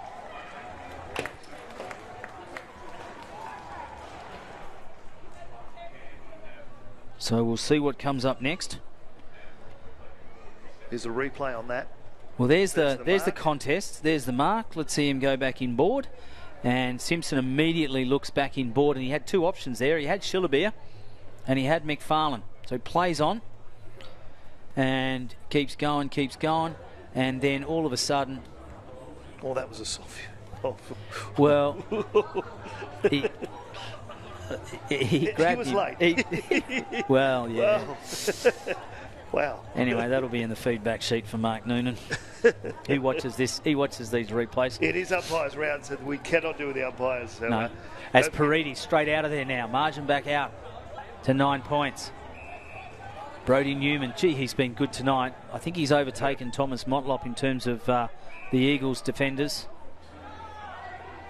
And it's come out to Wheatra, and he has also been good tonight.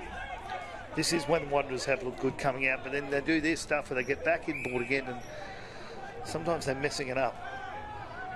Yeah, it's a little bit too early at the 10-minute mark to be playing kick around and trying to soak up the clock. As Wheatra goes upfield, punched away from Backlund. Isaiah Baldock was in there, can't do it. Handball over the top and out.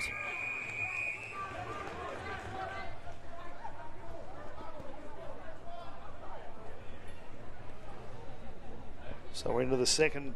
We're into 10 minutes gone already in the final quarter.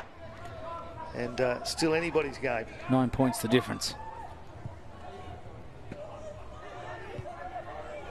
McFarlane just puts it straight on the boot. Simpson overruns it. Oborn just belts it back to St Mary's defender. Parit, strong chest mark. Parides on the lead. Cunningham overruns it slightly. Brodie Newman comes in, tries to take on Cunningham, does, gets a handball away. It's not great, hits the ground and goes out. Just ran straight at it there. They had a few defenders back though. They had the numbers to cover. I don't know that it's the best outcome for them though.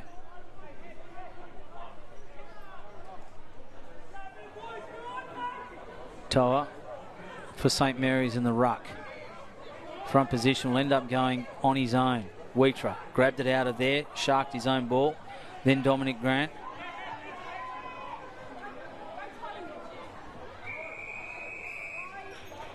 Throw that in. Boundary line has been their friend all night. This time Toa will go against Grant. Grant has set himself from the Eagles. Toa though, body, wins out comfortably. Out the back though is Joel Cabillo. Yaron can't quite get it, gets on the hands and knees, picked up, smothered off the boot there. Dylan Lant couldn't quite get it. McFarlane can though for the Eagles. Sends it out to his teammate. There's that Smith Thompson it is. And a free kick got found. And it was a marking infringement, and it will go to Jacob Long, who will very quickly look at getting him moving. He's got Toa in the middle of the field if he wants him. In the centre corridor, he doesn't. Instead, he goes on to McGrath, who's in a contest against Joel Cabillo. Right, play on is the call. Newman with a little kick. Smith Thompson taken out by Jacob Long. Now we've got a bounce and a run. He's starting to take, there's about 3 guys out there then with a cramp, just stretching out, starting to get a bit, it's been a pretty heavy game. It has. Shillabeer's over to Marlon Motlop.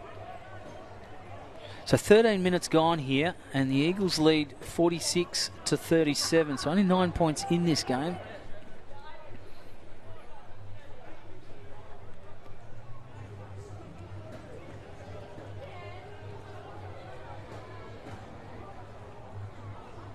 Good field position, you would think, for the Eagles. Toa is in there. Shillabeer will be the opposing ruckman for Wanderers. He wins out comfortably. Right hand slap. Dylan Lant though picks it up. He's up to it. Jackson Calder's come out to centre wing for a kick, but it's picked up by Thompson. Mitchell Taylor, sorry. Taylor, he gets it back. So from defence he goes forward. Well, they spoil each other. Oborn was in there. Toa couldn't one grab it. Pumps it off the ground. It comes out to McFarlane. He's got time to think. Puts it on the right boot. And probably thought too much. Yeah, but a bit too much time for him then. If he'd have taken that first opportunity, he might have been a lot better off. But he's kicked that out of bounds on the fall. Liam Flanagan will bring it back in. Flanagan. Missed everybody. Yep, and comes to Marlon Motlop, who just centres it, and he's got Ed Simpson there. Well, Ed Simpson, Marlon's kick was fantastic, just dropped over the top of Oborn.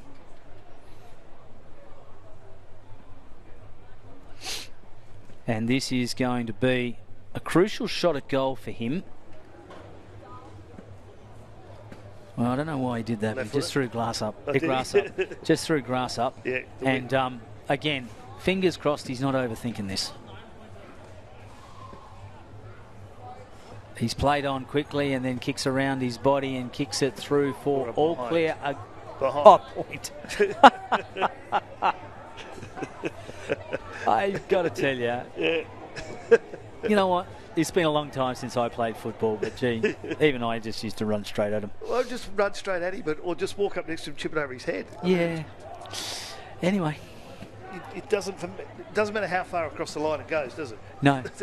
No, it's just got to go between the big sticks. Yep. Well, at least you got a point for effort. No, I shouldn't say that. Liam Flanagan. Big long kick looking for his ruckman Toa. Been on most of the night. Nice hands. Yeah, good tackle, good great tackle. And he got pinged for holding the ball. Dominic Grant. He's worked hard tonight, Grant. Yes, he has. He's had a great game. Really has worked hard. Got a pretty hard knock early in that first quarter and has gone on really well. Yep, Daniel Wheatra now has gone across to a teammate in Arbin. Nathan Arbin. Oh, sandwich there was Shillaby or Simpson. Let go. He hasn't got up to his feet just yet. It was Simpson. Big knock. Yeah, it was. And everyone's just getting on with it.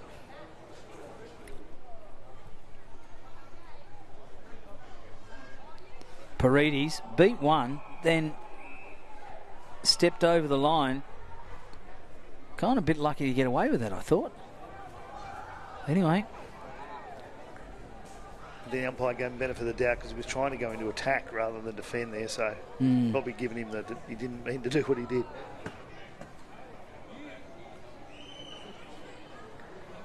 Still anyone's game here at TIO Stadium. 17 minutes gone. 10 points the difference. 37 plays 47. It's been 10 points since half time, and St Mary's got back in there for a little while, but it just can't break through. Well, the margin was as close as 3 at the start in the fourth quarter here, and a free kick has been paid, and St Mary's through Paredes will be able to get themselves further forward. On centre wing, he plays on quickly, has a bounce, then just bombs it long. Calder's had to go back and then double back. He gets his hands on it. Taylor reads it off the hands though beautifully. And here they go again. St Mary's out wide to Cunningham. Gerard Cunningham can't touch it. Dre Thompson though gets it. Had a wonderful final quarter. He has. McFarlane doesn't worry about trying to pick it up and instead just guides it over under pressure from Mitch Musgrove.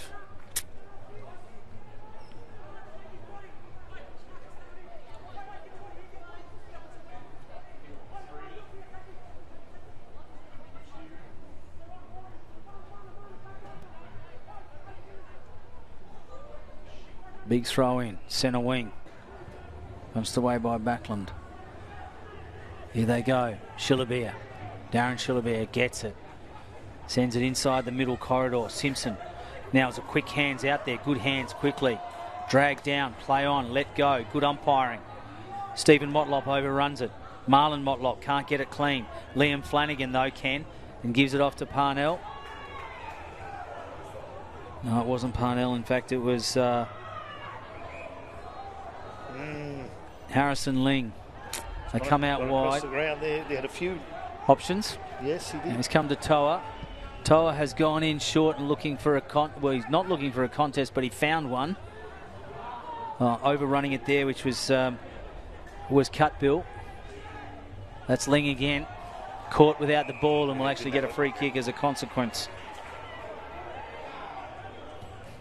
He doesn't have a huge amount of options as it comes to Hillier. Hillier then sends it into full forward. Salmon is there, got his hands on it. Cunningham, snap it goal, and through for a point. So back to 9 points. We're back to 9 points here at TIO Stadium. We've gone 19 and a half minutes. We're about 30 seconds away from time on. We've had 2 goals in this quarter, so a little bit left, and who knows? As Dylan Lant came across there and just punched the ball away. The kick, Wanderers were just a little bit lethargic in getting it out, and St Mary's were very lethargic in chasing. And as it turns out, there was a turnover and an out of bounds. You'd have to think that St Mary's going to have to score very, very soon, or else it's going to be hard for them to get into this one. Goes long. Lots of loose men here for St Mary's. Picked one of them out. Luke Oborn finds Jack Musgrove. Jackson Calder on the hard lead. Punched away by Taylor. Yaron is there trying to shark it. Can't do it. It comes up again. Jack Musgrove just falling back, marks it. He's got options. He could go to Oborn, doesn't go to him. He could go to Isaiah Baldock, doesn't go to him. Smith leads, opens up a space. Calder flies and grabs it. Good grab. Well, Ryan Smith then set that up because Smith led, created a gap. Calder just moved straight into it, and there were 3 Wanderers players all within a metre but too far away to get a hand on it. Yeah, something they've practiced that in the training school because he came from nowhere to get that one. It's a good mark. He just stuck his arm straight up. So this is what makes him so dangerous, and this is what makes this kick so important. And he just guides that through the middle. Jackson Calder puts Saints well and truly back into this in the 4th term. Got a big couple of minutes to come up here with 3 points in it now. St Mary's versus Wanderers. It's been about 10-point margin most of the night. Wanderers were a little bit earlier, then we got back to 3 points, and here we are again. So this is going to be a very interesting last couple of minutes of this game. This ruck is going to be an absolute must-win for both sides. Look at that grab. He has just judged that beautifully in the air. Just judged that beautifully. And propped it down. You know, we're back to 3 points here. And at 3 points, this is anybody's game. Whistle's gone again. And it has gone against... It's gone against the Eagles. No, it's a warning to the Eagles. Saints have already had a free kick for not being inside the 50. And so now it's the Eagles' turn. So one more warning and there'll be a free kick paid. And Mark Noonan, Ryan Smith, very important centre bounce. Smith got his hands on it. So did Dylan Lant. This is important centre clearance. Lant with a bounce. Taylor just punches it out. It's going to go out of bounds. Everyone's appealing like it's a T20 cricket final. I think you're pretty safe when you punch it out of the air. Oh, he's paid it. He's paid it. Nicky Yaron runs into an open goal, and what's he done with it? Out of bounds on the full. Well, everyone appealed like it was a T20 cricket final, and then he's paid it. I thought you were allowed to punch it from anywhere. Well, it's about whether or not it's deliberate. Yeah. And he ruled it was. Mitchell Taylor, though, it's safe and secure in his hands. He sends it up the line. Here comes Hillier. Had his kick touched. Now it comes to Cutbill. Cutbill just bombs it long into a space, into a hole. Well, they're going to have to be a little bit more direct than that, otherwise the 3-point margin is going to be really hard to claw back. There can't be a huge amount of time in this quarter. Keeping in mind the 3rd term did go for nearly 30 minutes, but absolutely, I don't know if that was an anomaly or not. Jackson Calder got his hand on it. It's cleared out though. Here we go. It's in the hands of Ryan Smith, who just sends it long. Bit of a helicopter. Falling back was Taylor. Mitchell Taylor's been paid that mark. In fact, it's Dre Thompson. My bad. And he's had a fabulous last quarter. He was. Mitchell Taylor will actually take the kick because Dre Thompson looks like he has started to cramp up and is in the way. And now he's been told to get a move on, and Taylor does. I think at the point now, Ashford's next goal wins. You would think so. Cutbill. in long. Jackson Calder got pulled out of it, let go. Play on is the call. Salmon with a foot race. No. Well, the ball's spending a bit of time over there. I don't think we can, I'm not sure if we can get a replay, but it looked like Calder got grabbed in that contest by Taylor and dragged off. Don't know if we can see it before this boundary throw in, but certainly as Backlund just punches it straight back over, and now they're asking the question, and the ball will be thrown in. Didn't look like it was going anywhere near a player. He's just trying to soak up time. We're just about to go 25 minutes here. It's just 3 points the margin. 47 plays 44. Ryan Smith. Marlon Motlop taken as he goes down. Free kick found. And it will go to Marlon Motlop, who's a bit slow to get to his feet. Just soaking up the clock. No one's blowing time. Oh, who do I give it to, sir? Just use up a little bit more time. Oh, you can have it. Now he's right. Yeah, there we go. You can have that kick. Amazing recovery. But you can't blame him with 3 points when the 25th minute. Oh, it's 3 points of margin, goes up to centre wing. The Eagles trying to get it forward. Thomas Motlop back on the field. Comes to Shillabeer. Shillabeer just puts it on the boot, but puts it straight up. Simpson taken out by Flanagan. O'Connell can't get it. Wilkinson grabbed. And O'Connell will go. Well, they've got time to get a move on, and they're going to have to get it on quickly. He's going to have to move quicker than that. Come on. Too slow. And has he got a lead? And he has. Finds Hillier just. Hillier just pushes off his opponent and then wants to send it up forward. Calder's there. Off his hands. Bouncing. Dre Thompson again. Just keeping it in front. Brodie Newman picks it up for the Eagles. Trying to smother off the ball, and the siren goes. And 3 points the margin here at TIO Stadium. Amazing game in the end of a very, very strange final half of football. But Wanderers 10 points up at half time, 10 points up at three-quarter time with no goals scored in that third quarter, but held on in the end. 6 goals, 8, 44 to St Mary's to 6-11, 47 Wanderers. Your final thoughts? Great players, I think. Certainly in the last quarter for me, Dre Thompson had a great final quarter for Wanderers. Yeah, Brodie Newman, Mitchell Taylor held it together for the Eagles, as did Dre Thompson, and early on their midfield got on top through Bo O'Connell and Marcus Tottenham. But Jackson Calder ended up with 2 goals, 1 to Mitch Musgrove, 1 to Lachlan Stenning, 1 to Jared Cunningham and 1 to Jack Musgrove for St Mary's, but they weren't enough. They fell 3 points short, and it was 2 to Edward Simpson, 2 to Dane McFarlane, 1 to Darren Shillabeer, and then 1 to Keenan Smith-Thompson. And really that's about it. I got to say to you though, the Eagles have broken through for their first win in 2022-23. That's a good start for them, but they had to work for it in St Mary's. Back to the drawing boards because they threw everything they could at the Eagles tonight. Certainly did. Of course, big game on tomorrow as well at Ghazali's Arena. We've got Darwin Buffs versus Southern Districts at 4 o'clock. Of course, Pints had to buy it. Next week, round 5. Just quick thoughts from you, Ash, before we wrap it up here. On Friday night at Ghazali's, Palmerston versus Wanderers. I would think Palmerston on their home turf really going to have a little bit too much run. And across on Tiwi, 1:30 Bombers take on Pint. So Pint make their trip across the water.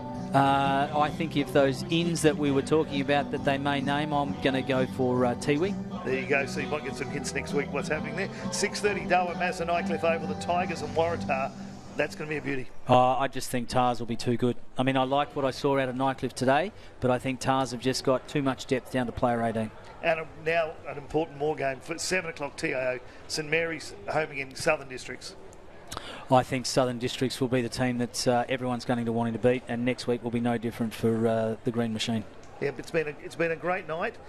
Thank you for coming along. It's been a pleasure hosting you this evening. My name's Nick Danks. I was joined by Ashley Banakaris. Tune in tomorrow, of course, as I said, round 4 action continues from Ghazali's Arena when Darwin Buffaloes take on Southern Districts at 4:30. Have a great night.